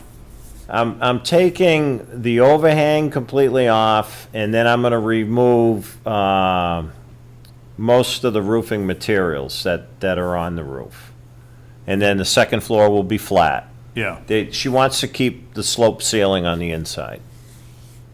Oh, she's gonna keep the slope ceiling on Yes. You're on gonna the lower build floor. a platform basically on top Yeah, of the existing. and cut a roof. stairway. Yeah. Yeah. My grandfather built that, 1950. Holy smokes. Yeah. Russ, when you're doing some of that demolition, are you gonna have a dumpster up in the Yeah, up on the road. portion and Up on the- just up on the nothing- road. Okay, so there Yep. won't be piles near the. No, lake or no, no, anything? no. Okay. No.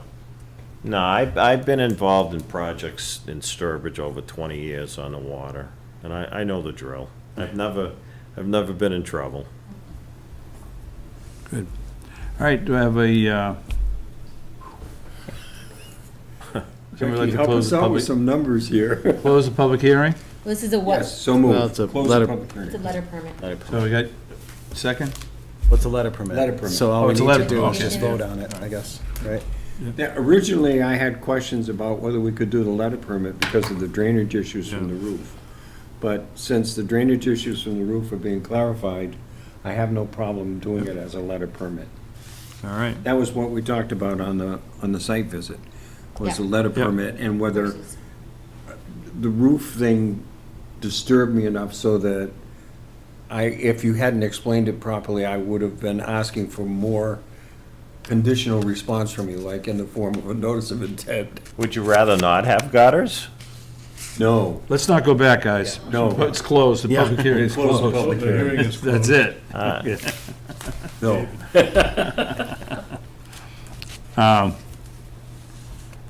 So what do we, So we just vote on We whether just to voted on approve whether this. Voting. Yeah. Okay. we approve the letter permit or not. Yep. all in favor? Great.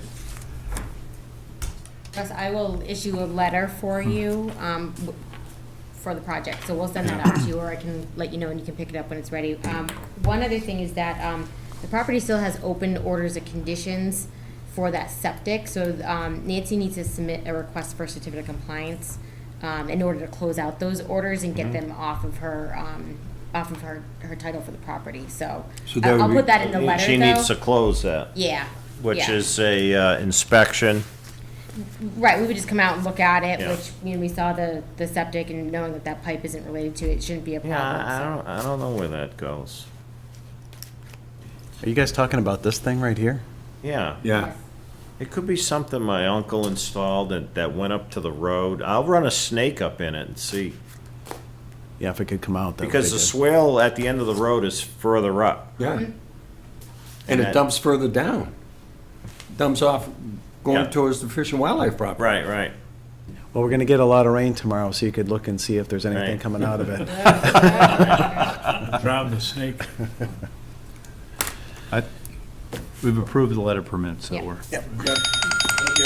Thanks, Rob. Thanks. Have a good night. Thank you, too. Wow. 11 o'clock, waking you up, Ed? Time to go. Yeah. No, that's not mine. I think,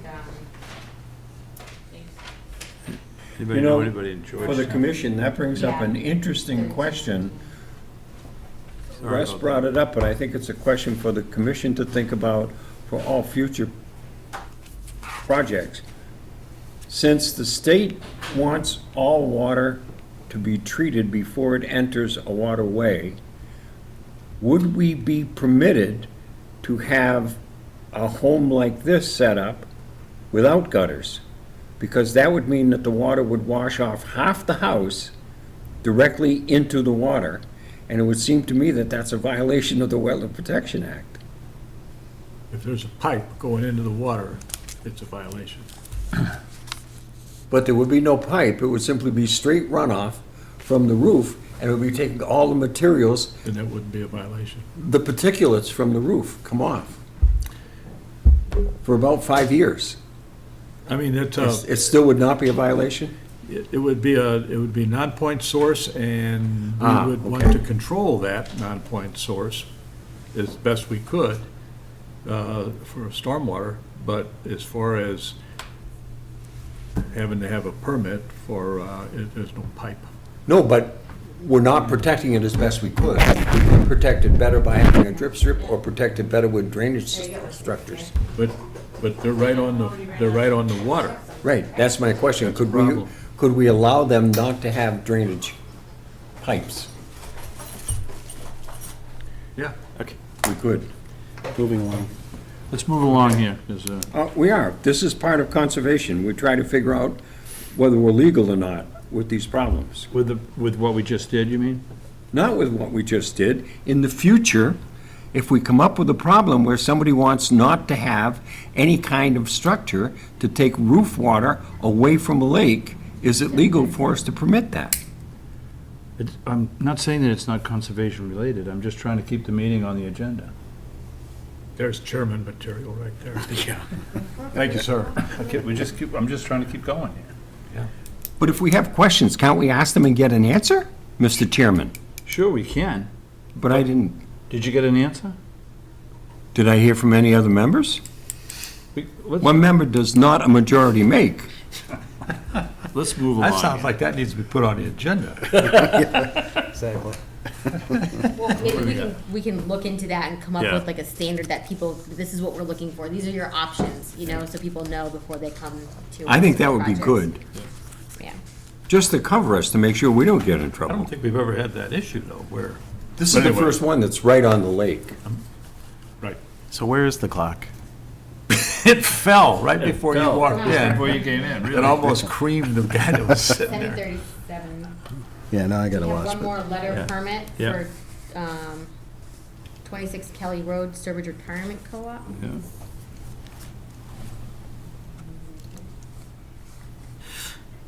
Invasive species Yeah, could we, removal of invasive species in understory, invasive species is just like a sell point.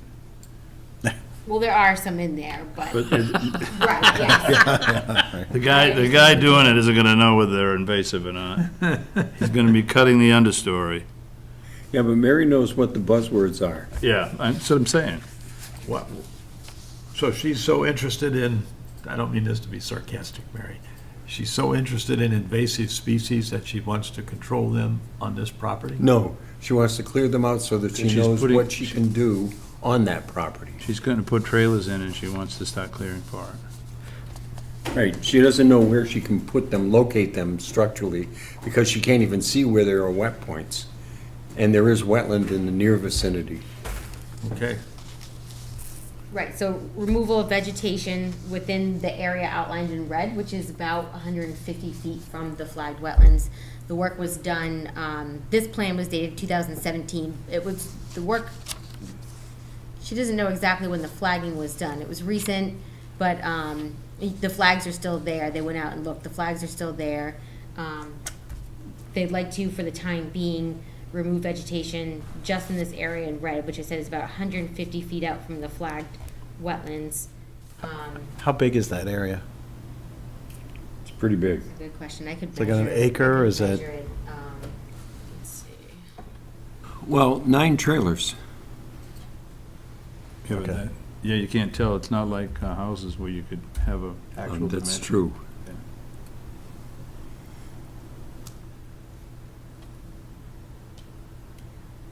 So this lot in total is 12.47. Wow. So if you look at, It's just understory. They're not taking any. God, that trees. is a great website. I'm just, Yeah. this is our website. You guys can go on here and look at these things. Yeah. I can show you how. I think I mentioned that before. All right, so this is a 2015 aerial. I use this one a lot because it's leaf off, so you can see a little bit Yeah. better. So what we're looking at is we have some wetlands flagged here. We have a wetland over here. They also identified something that came across the road, and there's a small isolated wetland Yeah, she here. said there were 3 in that area. Yeah, 1, 2, 3. This existing road is here. It's, it almost looks like some sections were paved before, but most of it's gravel.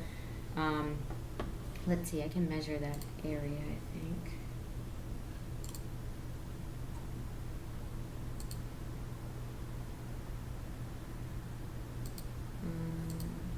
I'm not sure how to get to area on this one. I don't know if I can. That's okay, Becky. just approximately, I wanted to, okay. I don't know if it'll give me, yeah, it's not giving me area. Okay. Yeah, it did 0.19 miles. So, Around, I'm right? assuming it's probably a couple acres. And on that map, where is it located that she's doing this? On this one? Yeah. It's right here. Okay, Yeah, so it's just in the center. just in the vicinity of that road that goes through. So that's Yeah. a 1.24 acre lot. I'm gonna say it's less than 2 acres. Yeah. Probably, and I can use my other mapping program and figure that out. and No, let you know later. I just wanted, approximately, I wanted That's to a know. good question. Right, we didn't ask her for that. So they are thinking about exploring some options for putting some trailers down here. But, right, it's very overgrown, so they want to clear the area to have an idea of what, they can do some more survey work, et cetera, down there. They won't remove any trees. Most of it is probably smaller vegetation, but she did say less than 4 inches in diameter. They'll be about 150 feet from the wetlands. No excavation is proposed. Right, the wetlands flag is still visible. They're looking to open up and explore the possibility of development there. There's no immediate plans. Site was a historic field that's been overgrown. They actually showed us when we went out there, there's an aerial photo of that. So it was part of the original farm down there. Probably has a ton of Russian olive on it, though. Oh, yeah. To be honest, because when we were down there, right, David? Certainly is. Russian Yeah, olive all over the place. I'd like to see that. Autumn olive. Mostly flat. So I was thinking just for a condition, we could have him, they know where the wetlands flags are, they can kind of measure out and stake the outside area of, where they can not excavate, where they can clear, so that way they don't inadvertently clear further, so we could have that as a condition. Okay. I just did a rough calculation, and she's going to be actually requiring somewhere just under 3,000 square feet to do the project that she wants to do completely. Because she indicated when we were in the office that the area that they use for each one of the pads is about 60 by 50, which is 300 square feet times the 9, is 2,700 square feet. And so that's roughly just about 3,000 square feet, Okay, plus the lot. plus the lot size itself and the road. These trailers here? Yes. Yeah. Yeah. Okay, so that kind of gives me an idea of the scale. Right. All right. Yeah, and you can see them there, and actually, if I show you, Do not make the same mistake Barnacle made on site. They're Yeah, not so- 60 by 32s. I have a question. It's about removing invasives.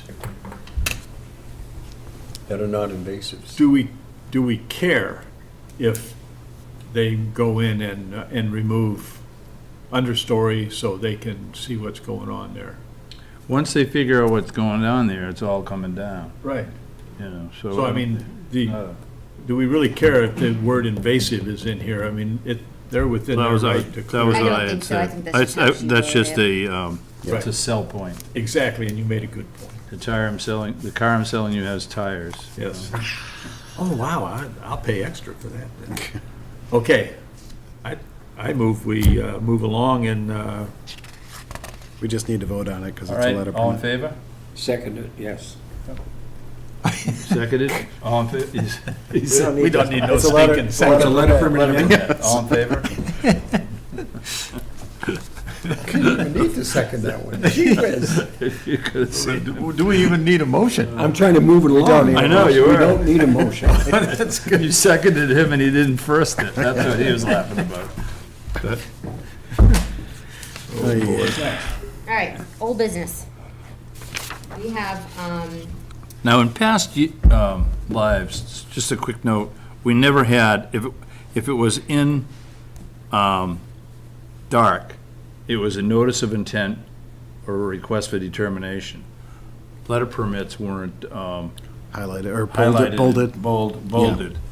That's okay. what confused me. If we could do them just. Oh, baloney. Yeah, that's my Go back and problem, check. too. If you're looking for any consistency from me whatsoever, you won't get it. I don't know about previous administration. And by the way, the TV public did not get to see it, but Ed Goodwin, the chairman, just got the hairy eyeball from Ann. well, I mean, I guess I kind of like the bold because it kind of I do highlights too, but it what the tells me that it's addresses, a et notice cetera, of are, intent and or- it says that it's a letter permit, so you know. Old guys Next have thing you know, trouble you're gonna have learning, bold Becky. walk-ins. Go ahead. Let's go. All right, so old business, we have a couple things on here. We have the request for the minor amendment when we had Mr. Dobson came in for 22 Cedar Lake. This is the single-family house that we have existing orders of conditions for, and there's those 2 trees on the side of the property that are in question with the roots. In your packets, we received a new arborist report from Joe Kowalski going over his assessment of those trees and their viability. We also have another basic tree risk assessment form. This was done by Tom Chamberlain back in 2017. From my knowledge, we didn't have this in our filing before. So just a little history. So the project came in, we reviewed a notice of intent, they were issued orders of conditions, there was concern about these 2 trees on the side, they're proposed to stay. And then they started doing work out there, and the contractor submitted a tree removal application. And then it was immediately, the property owner decided to withdraw that application. So it never came back in 2017 when this is done. And as far as I can tell, this wasn't submitted with it. We didn't have it in the file at that time. So they withdrew that request. And then Mr. Dobson came back recently. When he came in, was asking to have the tree removed. We had gone out and site visit. Joe was out there and he talked about the tree. So Joe did this report for him, and they submitted it. And I thought we should look at both of these things, because we do now have 2 certified arborist reports with concerns about the viability, the long-term viability of these trees. And when we last left it, we had decided we would go out and do a site visit, and we had asked that they do some limbing and try to save those trees. And at that time, they're okay with it, and then Joe submitted this report. So I thought that now that we have this information, we should look at that, and the commission should make a determination for his request. And I think that with Joe's report, he talks about, the distance and from the house to the edge of the property, and the need that, right, there might have been some damage done by that construction work, but he's saying it was kind of inevitable for building that house. I don't know, have a chance to read it there.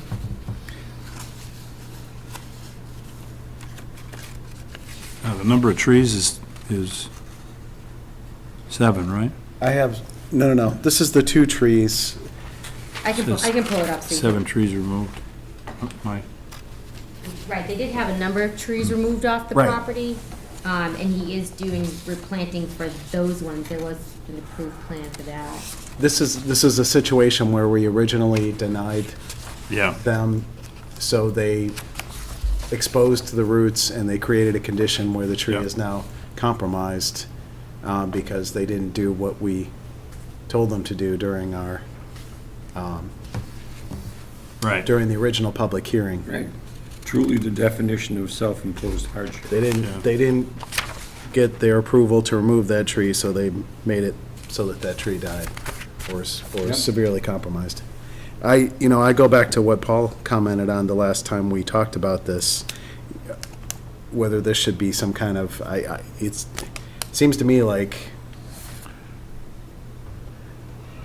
they didn't follow what we asked them to do. Right. And That's right.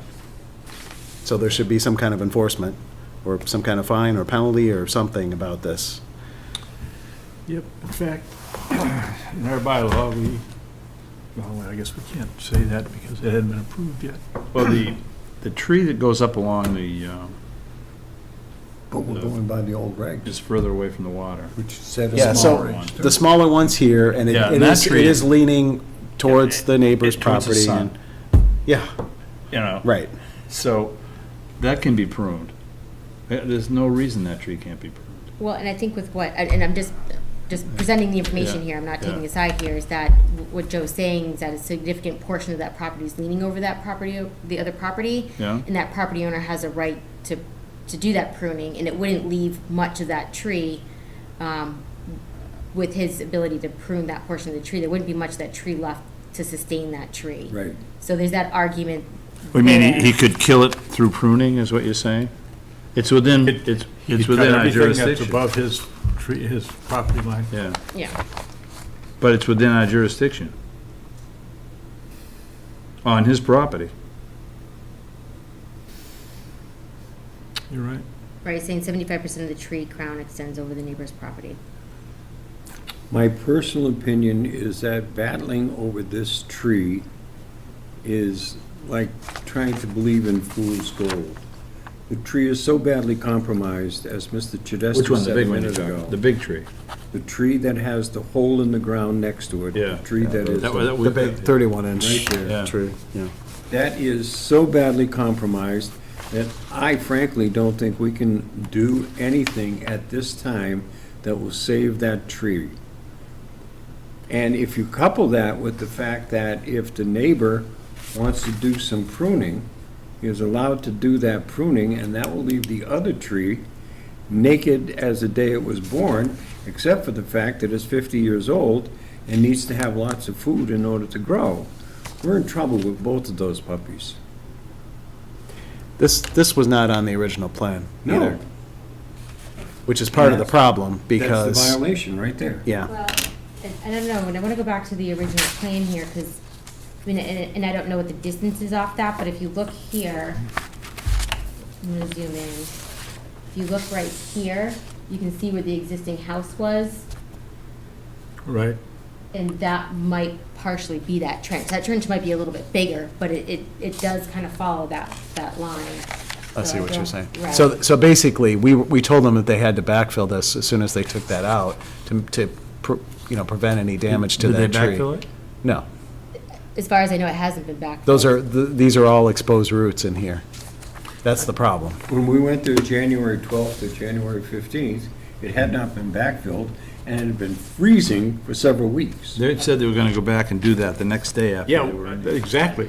That, I spoke to the contractor a few times, and because of the winter conditions, he was saying it was a hard time finding soil for that, and he was working on it, so that was kind of where it was left off. And now, and I don't know, because I wasn't part of the discussions then, but was there, I mean, I don't think there was a condition in the orders to backfill it immediately, so I don't know, I mean, going back to like it being exposed, was there something in place to, it wasn't part of the discussion, so I don't know. Yeah, the problem was we wanted to save that tree. I know. And that was part of allowing them to do this project was the condition that, because that is like the last large tree left in, in the vicinity of that side of the lake. I mean, so, are these mature trees that are going back, Yes, being replanted? Yep, all of what you see, the darker ones are proposed. Yeah, I think we need to add 4 more trees that they're gonna plant, and we need to have conditions that those trees are allowed to live and thrive and aren't just neglected such that they Which don't have trees? any trees. All of the trees that they're adding.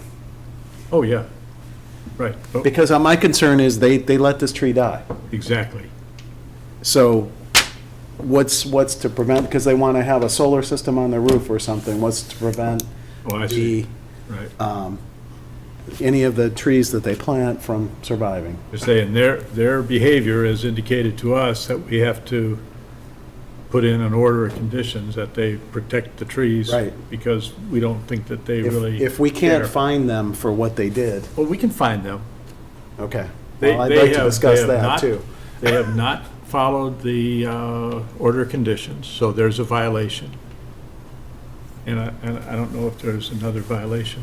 No, but one of the things that we could do relative to Stephen's concern is, as part of the order of conditions, we could insist upon an annual report from an arborist verifying the validity of the planted trees. Yep. And ask for that annual report for 5 years, thus guaranteeing that the trees are growing at the end of 5 years. Right. And it may sound onerous, but it's a penalty for permitting 2 outstandingly mature trees to go belly up. So are you proposing that we amend the existing orders The order of of conditions conditions has to already been voted on and closed. Yeah, but they didn't follow the order conditions. They're coming for an amendment.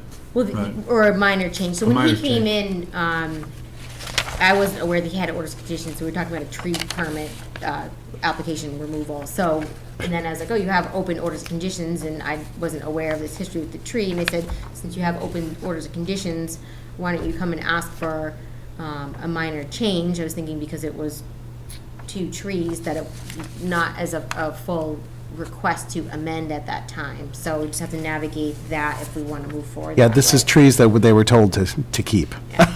No, I to protect, and to, Well, okay, so they're really, there are 2 separate issues, and I think we all agree. One is they violated the order of conditions and killed those trees.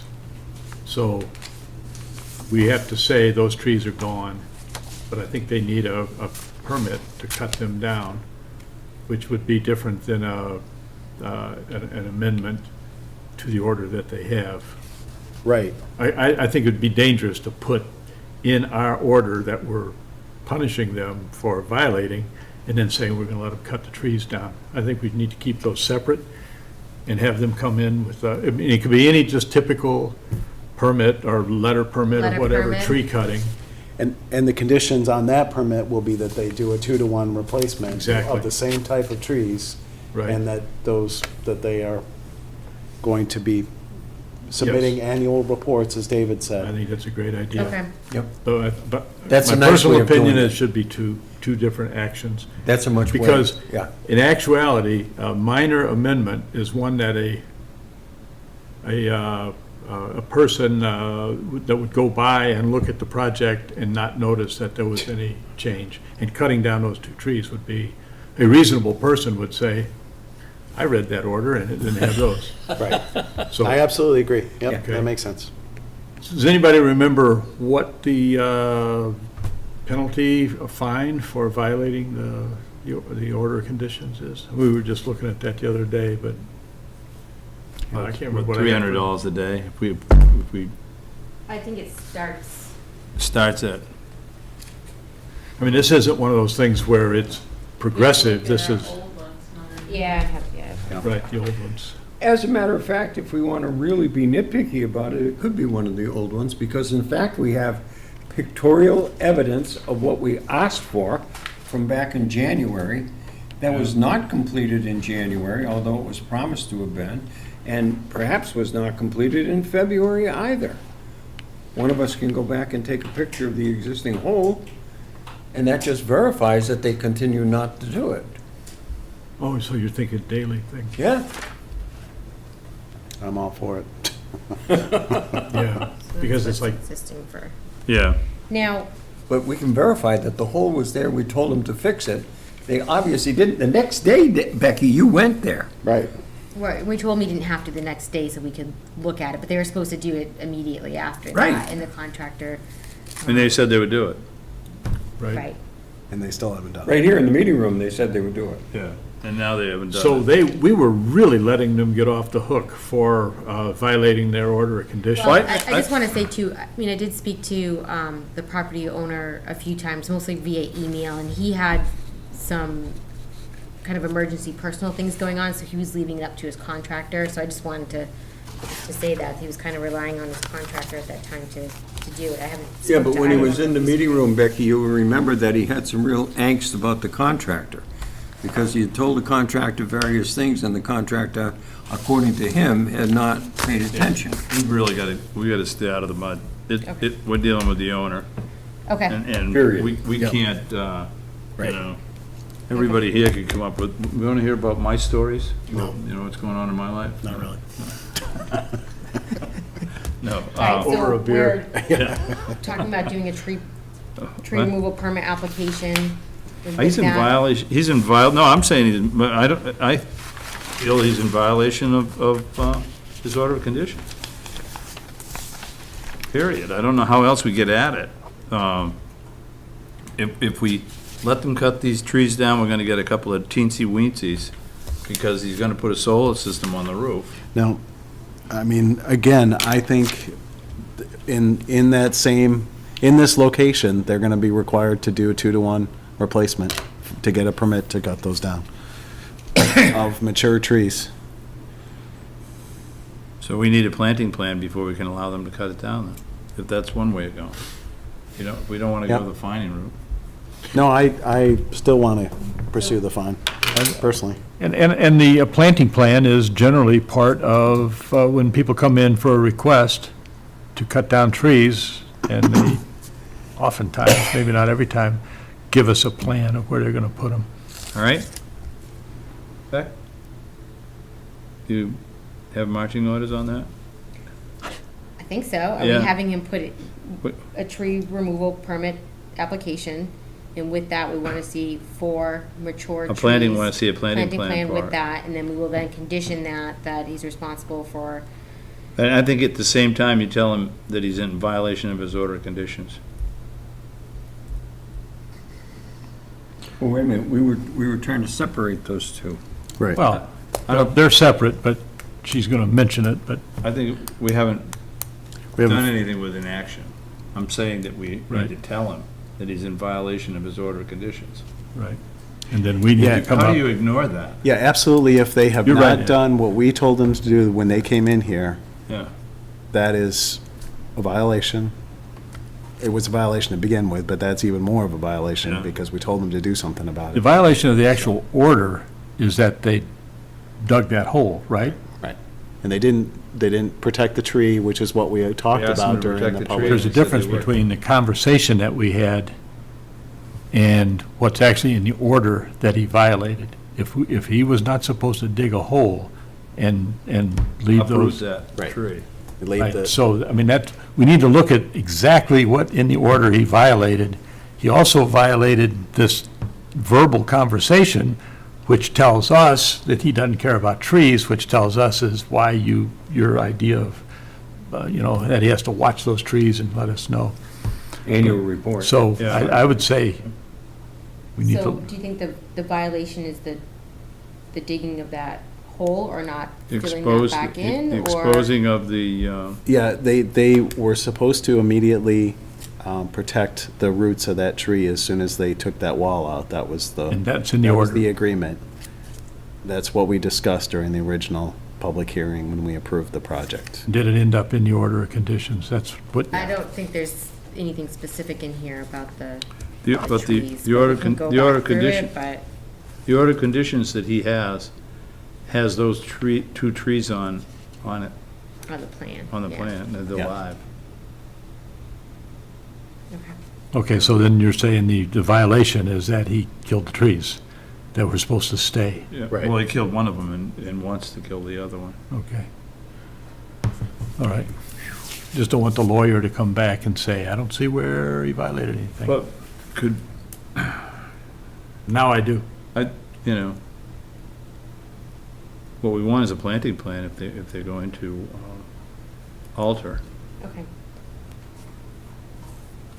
And we had talked about the neighbor came in, he was open to some planting on his property. Do you see that as an advantage, or would you rather see those 4 here? Do you think There's that? nothing on the neighbor's property too, yeah, would be, I mean, yeah. Because I don't know if there's enough, is there enough space there to do those 4 trees, or I, Yeah, just thinking if they're gonna, you know, Yeah, there might not be. yeah. Are those Give them newly options. planted Give him, trees up be a in part of front? his planting plan. If the neighbor wants to go in on it with him, I don't. okay. I'm only trying to protect the lake, I don't care. yeah. Yeah. Are those newly planted trees up front? They're not in yet. Yeah. None of the planting's been done yet. Okay, but what is the reason for their planting? The removal of their other trees on the Of property. the other trees? Yeah, Yeah, they, Okay. 7 other trees. yeah. Yeah, remember there was a bunch of mature trees over here Yeah. that they took out. Maybe we need an arborist to say where it is likely to, where we should have him plant 4 trees that are likely to survive, and maybe being up against the house is problematic to start off with. I mean, wasn't there like 4 feet or something like that? Roughly. Yeah, it's probably not a good idea to plant them along this side. No. Well, There this is is no room on the this is site. 15 feet right here, I think, that says. Yeah, Oh, okay, there's 15. sorry. Okay, then they can plant them in there. One other question, so there was that discussion about the stairwell Yeah, there, if he wants to still, right in that area where the existing. Yeah, this is all exposed right now, and it looks like a stairwell. That's not on the approved plan. There's these 3 steps right here that was gonna allow them to get from the yard down to this, to the patio. If he wants to propose stairs, come back with a That has to plan be- for us. yeah. Okay. Yeah, there would be a minor amendment, Yeah. put those stairs in. I don't- Right, and I don't know where they stand with that, because I think that's pretty much what we told them before, is, Yeah. you know, show us what you want to do. Yeah, no problem with having those stairs there. This is the 25-foot right here, just to let you know. Yeah, Where? right there. Right that here. line. Okay, so it's just outside of it. Yeah. So it's well within the 50. Yeah. Okay. all right, what's next?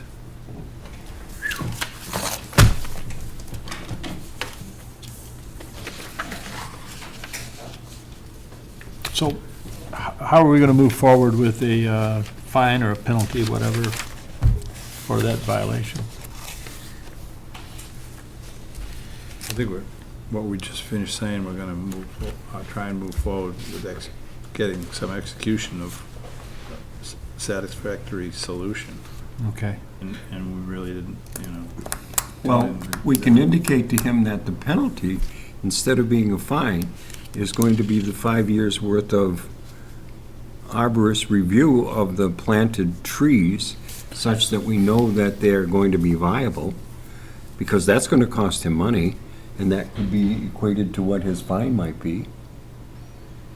What would his fine be for, just say, just a plain and simple violation? It gets up to $100 a day while they're in violation. And it all depends on whether we can, in fact, go back to that January right, date yeah. when we know he was in violation. 25, 50, and I say we just see if we can get them to correct what's there first, one more time. I don't know how else to do it. but, Well, you know. we could, I thought we had an agreement, and that's not what the agreement was. What was the agreement? Tell me what was the agreement, Dave? I thought the agreement was that we were gonna ask for the replanting of 4 trees, Yeah. and that we were gonna ask for annual review for 5 years of the viability of all of the newly planted trees. Okay. And the report that we're asking for would be not a punishment for the 2 trees they took down because we're replacing them with 4 trees. That's the quid pro quo for that one. But we're punishing him for killing that tree by saying instead of a $1 fine, we would like you to have an annual report for 5 years submitted to the Conservation Commission verifying that what you have planted under this order of conditions is living. I think that's what Ed just said. Yeah, that's what we're doing. That's what Ed said. Oh, then I missed As part of what you opposed to said. just saying what I originally started talking about, a Right. penalty, you know, you owe us $100 or 200 or Right. whatever, because you violated the enforcement, the order of conditions. Stephen had difficulty with that finding also. I'm still struggling with, I feel like there should be a fine too, but Yeah, I mean, he violated the order of conditions, done. Now he wants to cut those trees down. Okay, give us a planning plan, and by the way, we're gonna ask you to do these reports for every 5 years to make sure that they're alive. But it's 2 separate things. I don't know what the cost is, but I'll bet you that it will be $100 a year. A year. Oh, for the, one check. to do the reports. Let's just separate that. Okay, that, Okay. we've had that discussion and we all agree. Yep. But he violated the order of conditions. What should his penalty be for that? It's not gonna have anything to do with those trees. Right. And that 5-year thing. Oh, I see where you're going with this. Thank you. Yeah, it's just, I'm just trying to separate those out. Yep. Yeah. So under our current structure, what can we do for violating orders and conditions? It all depends upon dates. Well, you know, we don't necessarily have to go every day for 2 years and bankrupt the guy. I just can't remember what it was. 25, 50, and 100. 25, 50, and 100. So the third day, it's $100 a day, and then it stays at $100 a day, every day, 5 days a week, for the duration of the violation. That's a lot. Yeah, if the That's a hole lot is- for something that the guy's contractor did. If the hole is still there. If we can that's a get him lot. to respond on Yeah. No, I, the tree maintenance and the tree replacement. how can we do something reasonable? A penalty that we have on record, somebody violated the order of conditions, and we gave them a penalty. I mean, I don't care how much it is. Do you care how much it is, Steve? Not particularly, I feel like this was a blatant, Yeah. you know, they wanted to have that tree removed from day one, and we said, no, we want that saved, and, you know. Do we so- have any way that we can say, your penalty is $500? No. I don't think so. Okay. Well, I would say that, I mean, I really don't care how much it is. I don't want, we're not gonna get the guys money for ourselves to buy a better vehicle or something. So let's just go with whatever it says, and I don't care if it's daily. I mean, it's like a one-time, the guy exposed the roots, killed the tree. The discussion was a discussion, it wasn't necessarily in order. Now we have a way in our new regs that we could hammer him more. Yeah. But that's the new regs, so I think we should, personally, I think we should be on record that we penalized him or fined him, whatever it is, for violating the order of conditions, and if it's $100, so be it. All right, so Yep, I agree. what we're asking is that you go forward with what we just did on trying to get them to do replantings. If they want to change the stairs, they've got to come in Yep. before us. And they got to come to us with a planting plan if they're going to remove those 2 trees. And then the second thing we'd like you to do is to instigate fining against them for being in violation of the order conditions. And next she's gonna ask how much you wanna fine them. Well, I think we're going to find them what we can, or should we start off at 25? The question is, when can we start? Can we start the day after he was in here the last time and ignored us? The day after Becky took pictures. Yeah. Yep. So that would be what I would, So you're saying we're gonna go 25, 50, 100. and then 100 onward. 100, how many times? Well, whatever is from that day. So what are we talking about? We talking about, It doesn't matter because you don't have to pay it. I mean, they'll come in and we'll negotiate it the way we did the last time. well, the last time we just gave it away. No, but I'm just saying, this is Oh, what's I out got you, there. I got you, right, sorry. I think maybe what I can do is How many look at days? how previous things were handled and then figure out a plan and we Yeah, can, Yep. We have a format from previous. yeah, yeah. We can look up, and then we can run it by. Yeah. No, you guys. to That go sounds back good. to the replanting, and the, monitoring reports, are we still gonna ask him for annual review, Yes. like 5 years yep, with, Yep. okay. exactly as we had that, 2 separate Do we have things. a rough idea how many days it's been since he, Minimum of 28. And that's not counting weekends. That's $2,800. With the, okay. with the filling on Feel good about that. out at Lead Mine, what did we finally end up? We had something like We were up to like $7,000. 7,000 is what we were up to. And we let him off for a lot less than that. We Because let he him off did it. with nothing, because. What? We let him off with no fine. We negotiated down to 0 fine. But he spent a considerable amount of money restoring it, and he did Yeah. did I mean, that's everything what we asked. That's what we took into consideration. Yeah. So if this doesn't end up getting restored, then So, we're talking about something else. I think our argument with lead mine, though, was that he did way over and above what we had originally asked for. Right. And Glenn Kravosky really went at that one. Yeah, did a good and he job. did, Can we? Yeah, we need get to off move this? on. We got, Yep. so, Becky, you got Yes, those two? Yep. so daily fine, Yeah. up to 100, okay. What's next, the Maresco solar project? Yeah, I just wanted to let you know, we have received, I mentioned this before to you, that there, 2 things. One, their orders of condition have expired, so we notified them that they have to submit a new notice of intent for any remaining work which they have not done.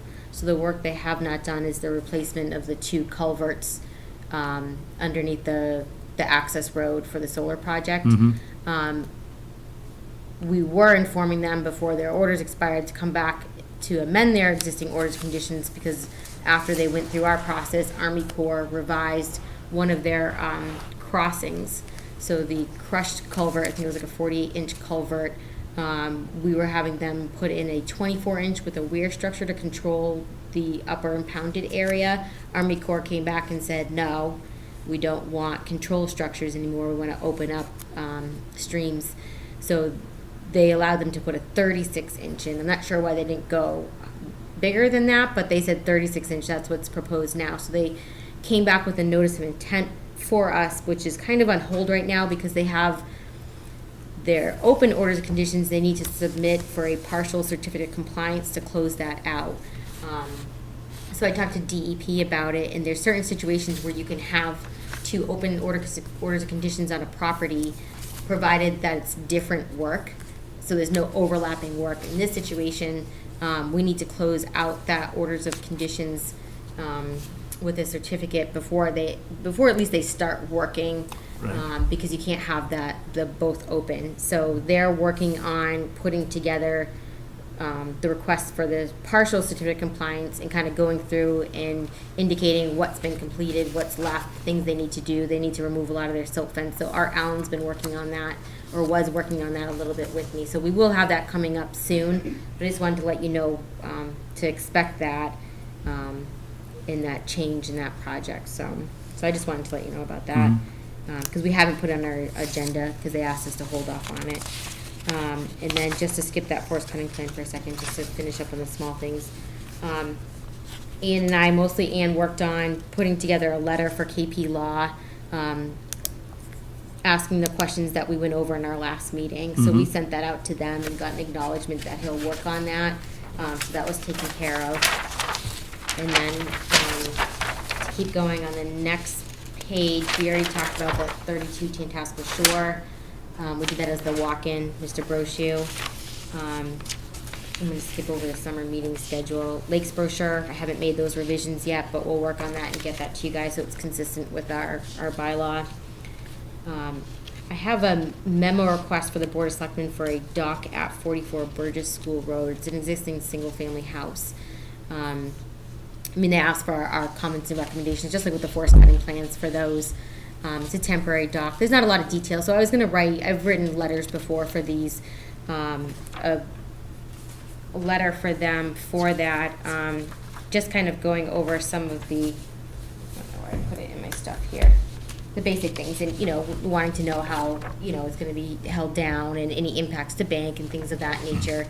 But considering it's a single-family house, there's a beach there, I didn't anticipate that we'd have any concerns with that.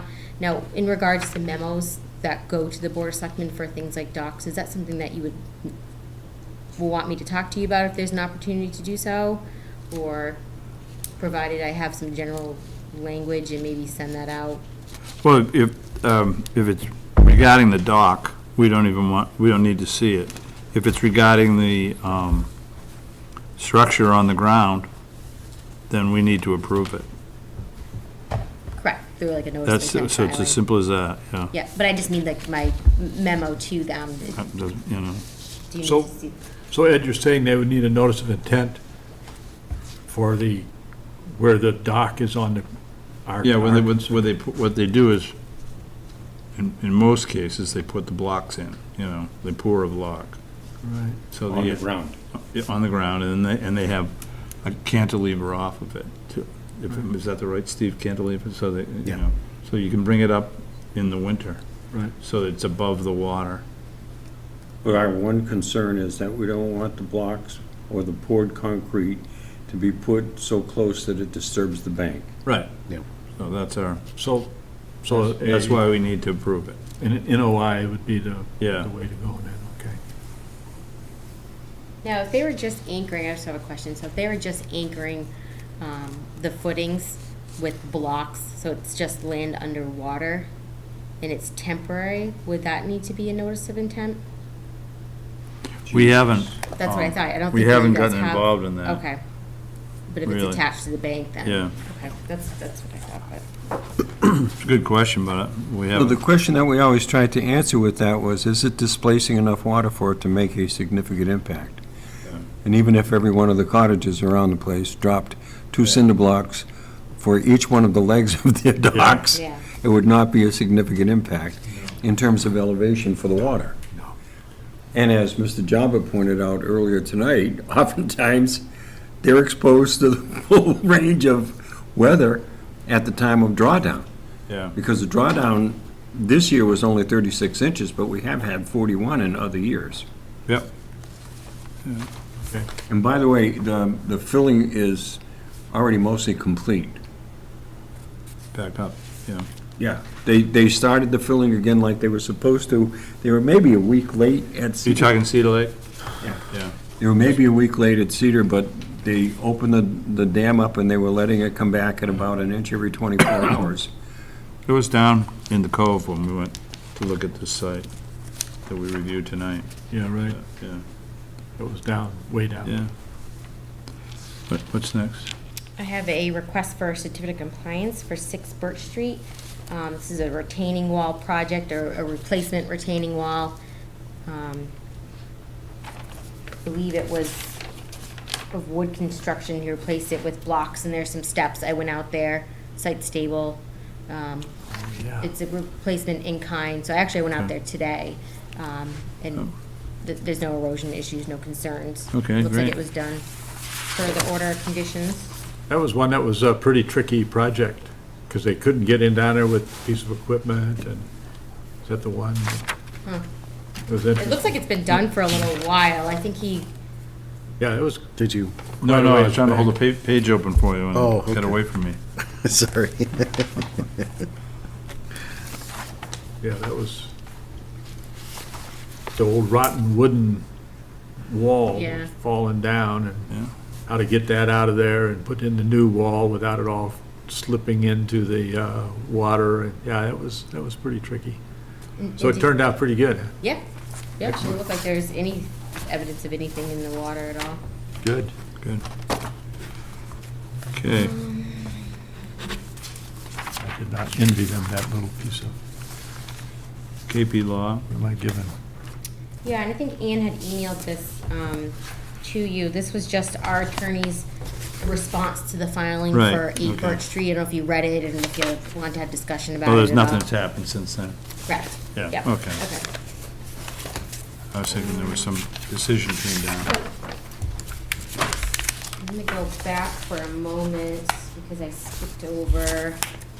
You asked for, David asked for a few meetings ago an update on 551 Lead Mine Road, the Tom Earls property.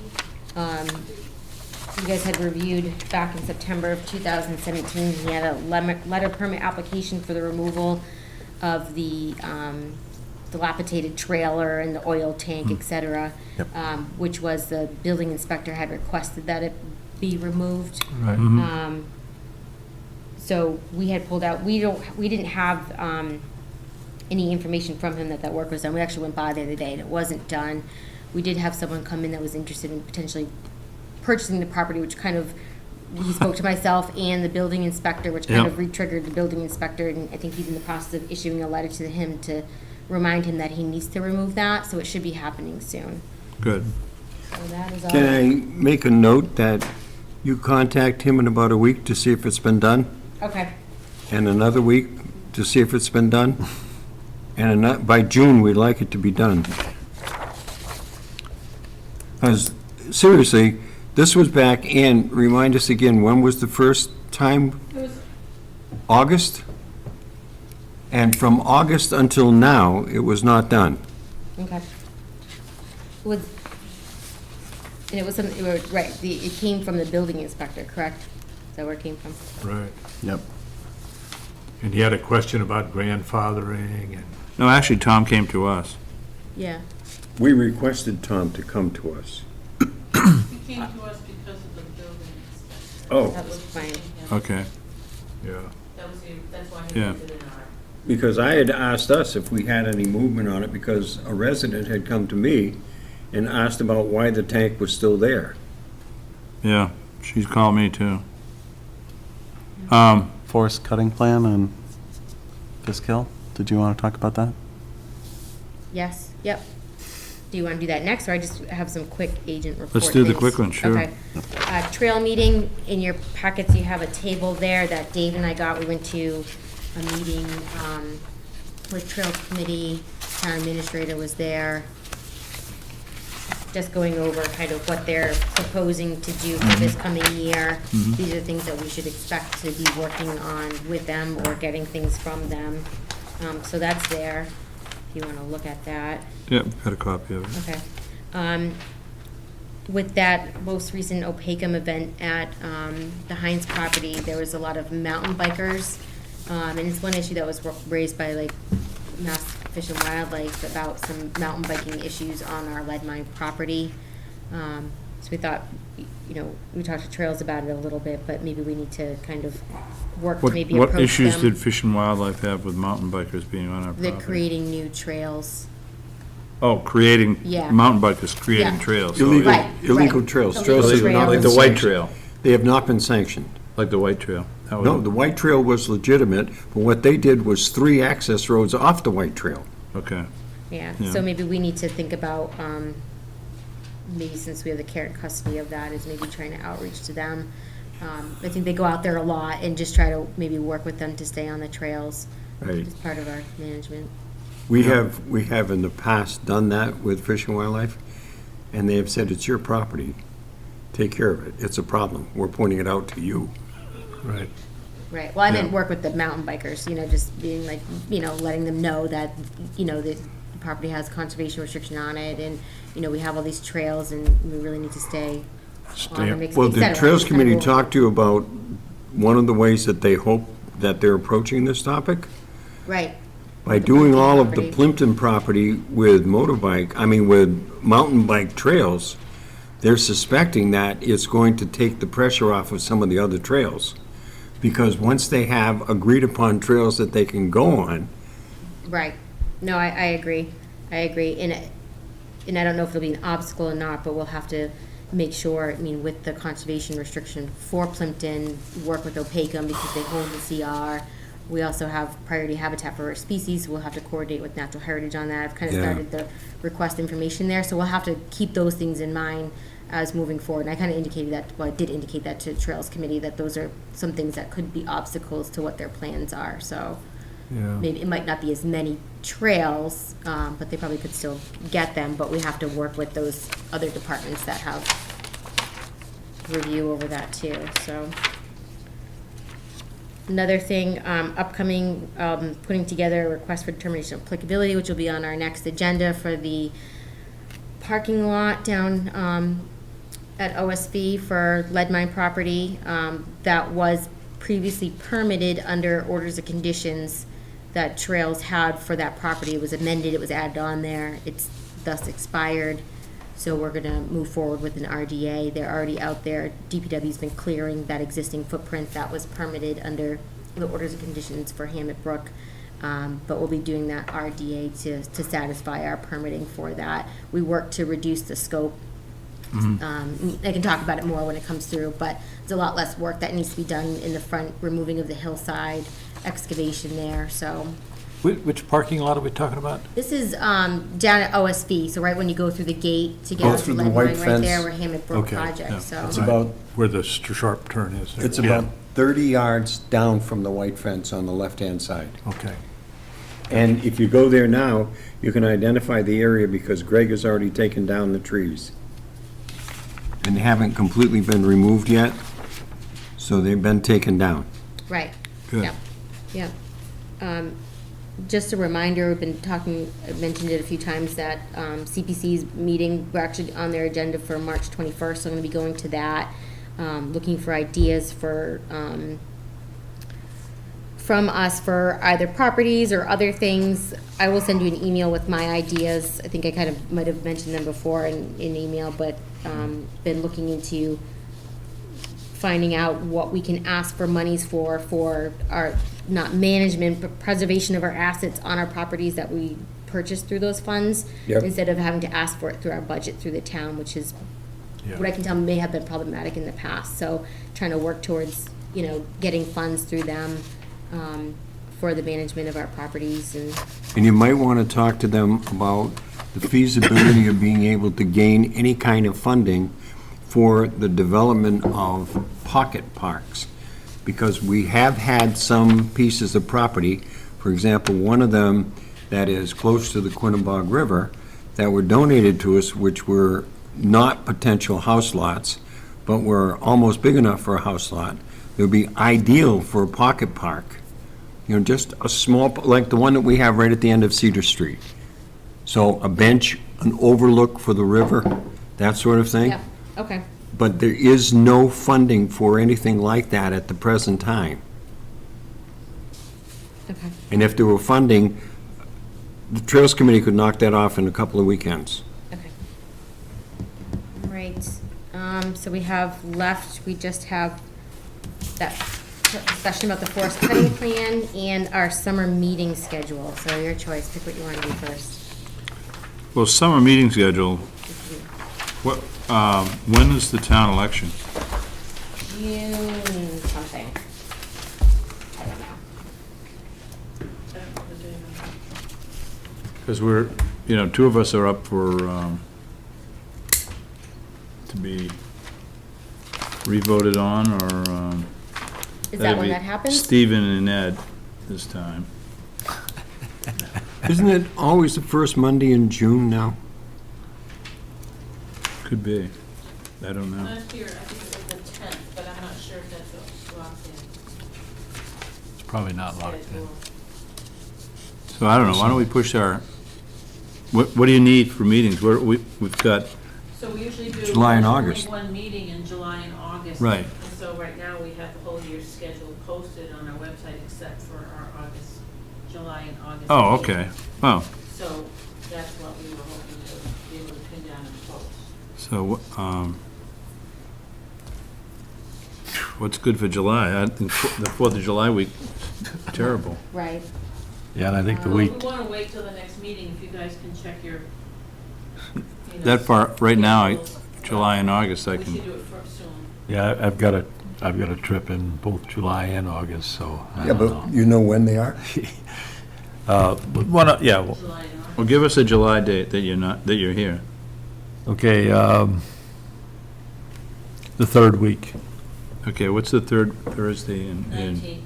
So July 19th, I hope I'm right. and August,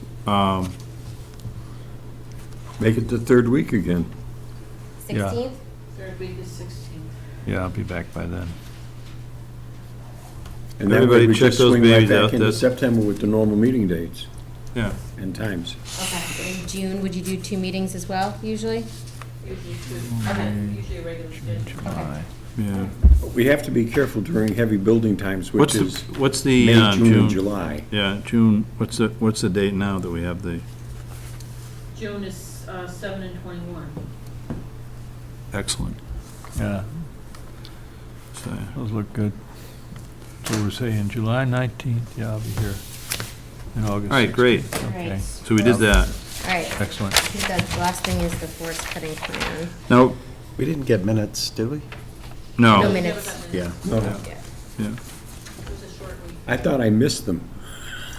I know, sorry. She just didn't give them to you this time. That could be, Becky. So Ann's Forest revenge. Kill. Yeah. There's notes, you have sheets in your packets. I gave you notes, like bulleted notes I put together about Steve and I's site visit. I also gave you the information from the town meeting about the proposed changes for the Board of Selectmen forest harvesting bylaw, Yeah. which was approved. So from my understanding, our town clerk has now sent it to Attorney General, and then it will come back to us with comments or approval or not approved or whatnot. So it's in that process right now. Okay. So those are what's asked and voted on. So we'll see what happens with that. I'm curious about the forest cutting plan. Are we going to discuss that now, Ed? Yes. Yep. So Right. do you have? Yeah, this you part- guys, oh, you got it? Yep. Okay. I have a question about 1, 2, 3, fourth bullet down, I just want to pull it up. ST2 and ST3, not shown as harvested. Correct, and I did verify that with him. Okay. So on the forest cutting plan that he submitted, he was not showing those, he does not have it indicated those two would be harvested. In the forest management plan that he submitted to DCR for the Chapter 61 process, they had like a 10-year plan. It did talk about clear cutting in that area. In SE2. Correct, but it's not, that was just the management plan that was submitted, so that's not proposed at this time. There's actually no work. I emailed him because it was a little unclear when we were out there, and I didn't know if we specifically asked that question or not. But he said there's no harvesting in ST2, ST3. Okay, So, the second question is to go down one bullet further to the very bottom where you talk about skid trails. You say, keeping the two crossings will avoid the need for crossing. That confused me. sorry, hold on, where? Oh. Maybe it was an unfinished. How does the It need was for- an unfinished sentence, I think. Let me look at what I was trying to write there. Will avoid sea barriers most, first, That's called the unfinished sentence. When I look at something like this Okay, and I so- start going, bleh, yeah, so, when we were out there with him, let me see if let me pull the forest cutting plan up, because I think it helps to look at it. Yeah. Where did I put it? I think what you're trying to indicate is that the plan called for either 3 or 4 potential crossings. And you're saying that if you approved of 2 of them, that the need for the other 2 is eliminated. But I didn't want to interpret, I would like to have it in black and white.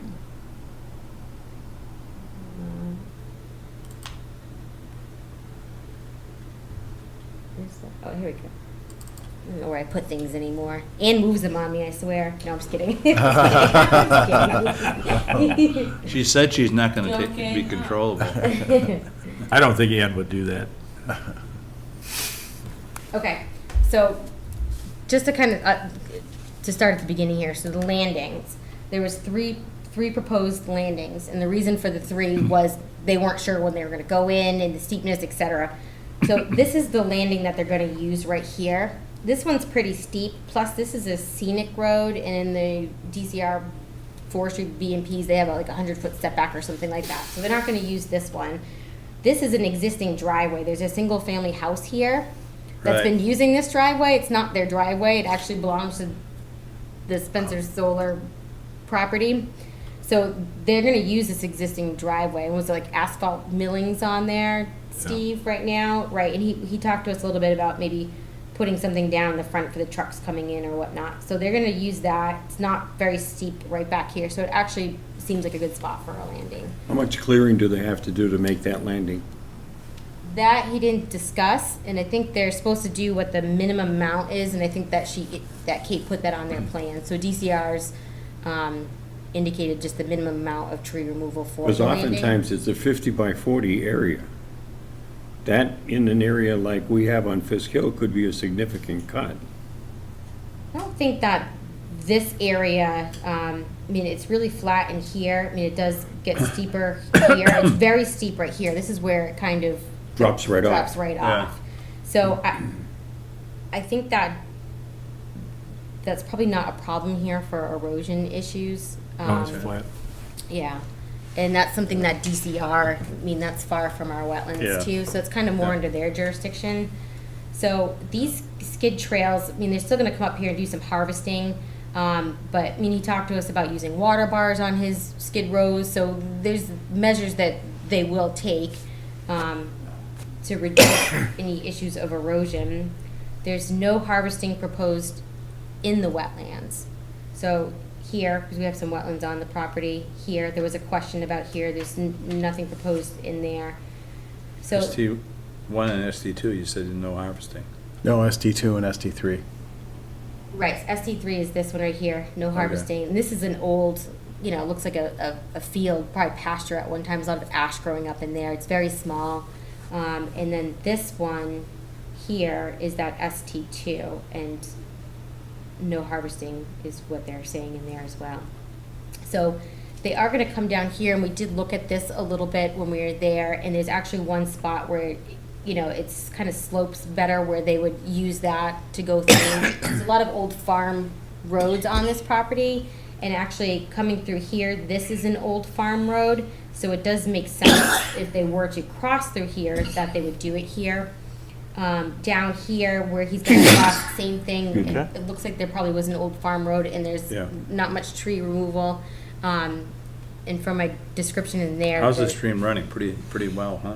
Yeah, it's not, it is constant flow in it, and it wasn't, No. it wasn't a deep flow, there wasn't a lot. Excuse me. It's definitely perennial. Yeah. It's a perennial stream, Yep. but actually the section where he needs to cross, they're not even gonna go in the water, so they're still proposing to pole it.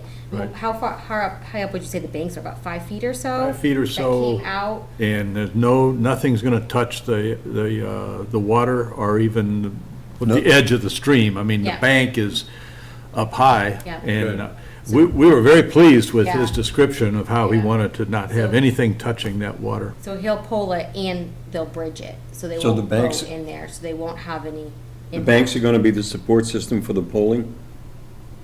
Well, it'll Yeah. go further out, Yeah. onto the The- upland The area. stream there is probably about 2 feet wide at the most, and probably not even 6 inches deep. You're talking about this, Steve? Yes. Yeah. Up there especially, it's very small. Yeah, Parts of it, the Right, up slope's here about a is- 12, right? Say again? I said the slope's about a 12 on parts of it, though. Oh, Yeah. God. Yeah, it's very steep. Yeah. These are all stone walls, is that right, Becky? Okay. yeah. And actually up here, it's fairly flat up here, so they will pull this and bridge it, but it's not as steep of banks as down lower portions of the stream. So that down here is where, that first description we gave, up here is much flatter. So they are still proposing to cross through this wetland, so they do want to keep both stream crossings. And part of the reason, kind of the description he gave, was that because this area is really steep, and if equipment kept going up through here, they're gonna have probably more erosion issues. So if they can access through here to harvest over here, and because of these landings being removed, these trails will change a little bit based off that they won't be impacting. They said they're not Here. using the landing at Old They're not Farm gonna Road. use this landing. Correct, yeah, so these roads here will change, like going here, so this will probably go this way or something, you know?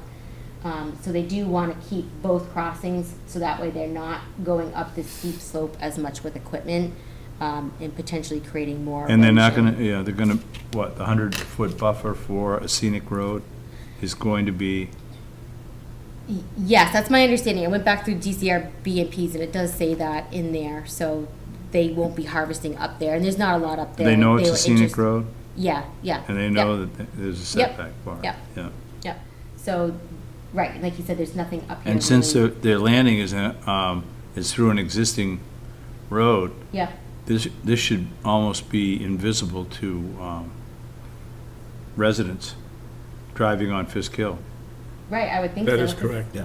There's a house, yeah, there's still a house here, and there's a house right here. Well, yeah, so- I'm not through somebody's yard, I'm saying if you're driving on, yeah. No, I know, Yeah. yeah, it's behind. No, it's a good spot for it. Becky, were you not surprised that with the streams on the property and with the level ground followed by steep slopes, that there were no vernal pools?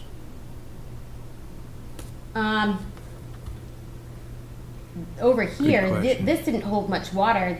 This, and we didn't look at this wetland over here, but I think that there is possibility for vernal pool over here. But, right, nothing over here. And this right here, which I wasn't sure what it looked like, and I had questioned him crossing through there and the impact there, that was very shallow, and it was probably like an old farm road. There's a lot of stone and sphagnum on the stone, but it wasn't holding much water, and it probably will be dry, completely dry, I would think, in the Yeah. summertime when they're gonna go through there, and because of the rocks in there, they're gonna do the corduroy on there. I don't So think could there's any something like that concern. have been a farm pond originally? A duck pond for beast, and that was why it Maybe, had but a it's right stone where the bottom? farm road was. Oh, I don't think so. No? No, it never would have been any deeper than it is now because it's all just stone. We walked across on the stones. And a lot of places where there was moisture, it was actually on top of the leaves. So there was, I think Oh. that there was no wetlands that we saw. And we specifically stopped Oh. and looked at some areas and said, you know, this is wet, but it's not a wetland because. So should we recommend to the selectmen that they accept this forest cutting plan? Steve and Becky went out and saw it, and they said yes. Yeah.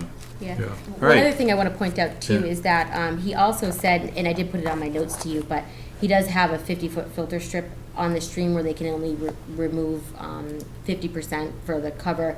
But he also is implementing a 25-foot no tree removal off of those streams too. So they won't remove anything that's within an additional 25 feet, bonus. which is more than what most people do. So we Right. weren't aware of that. until He'd we be went out on allowed a to site cut, visit. but he says, I'm not gonna Yeah. cause any problem.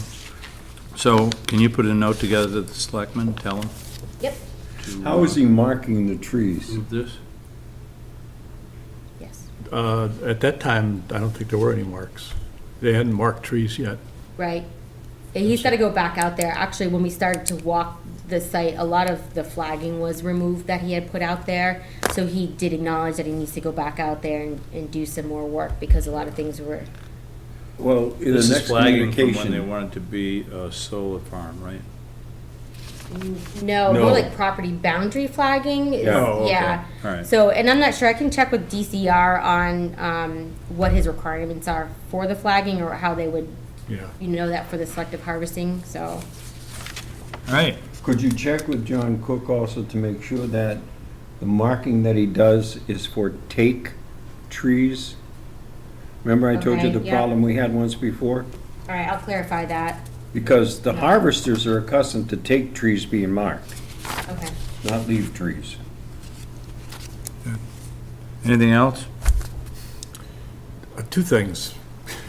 One is that little square area that used to be a field is really very interesting. It's a monoculture, all ash trees about that big around, which is amazing to walk into and see these perfectly straight and no other kind of tree. Planted? Who knows? Well, if they're perfectly straight. They're perfectly straight, looking, try to get some sun, but wasn't that weird? And that was very interesting. My other comment is, as I was crawling across a rock wall, and I thought I was doing pretty well for an old guy, and Becky turns around and says, "You need a hand?" Mother of God, I don't know, man, I guess I fell down earlier, so I was just trying to be polite. I didn't fall down. I couldn't carry him up that hill, so. But what about me crawling across that stone wall made you think I needed a hand, other than the fact I've got a gray beard? It was very disturbing. I went home and I said, a young lady just offered to give me a hand crawling over a stone wall. I actually have imitators in the field. I know.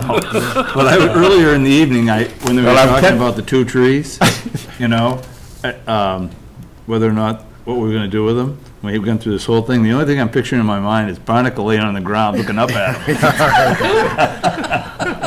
Well, I'm not quite there yet. Okay. Becky. Hey Becky, there's, do we have anything else to do on the wetland regulations?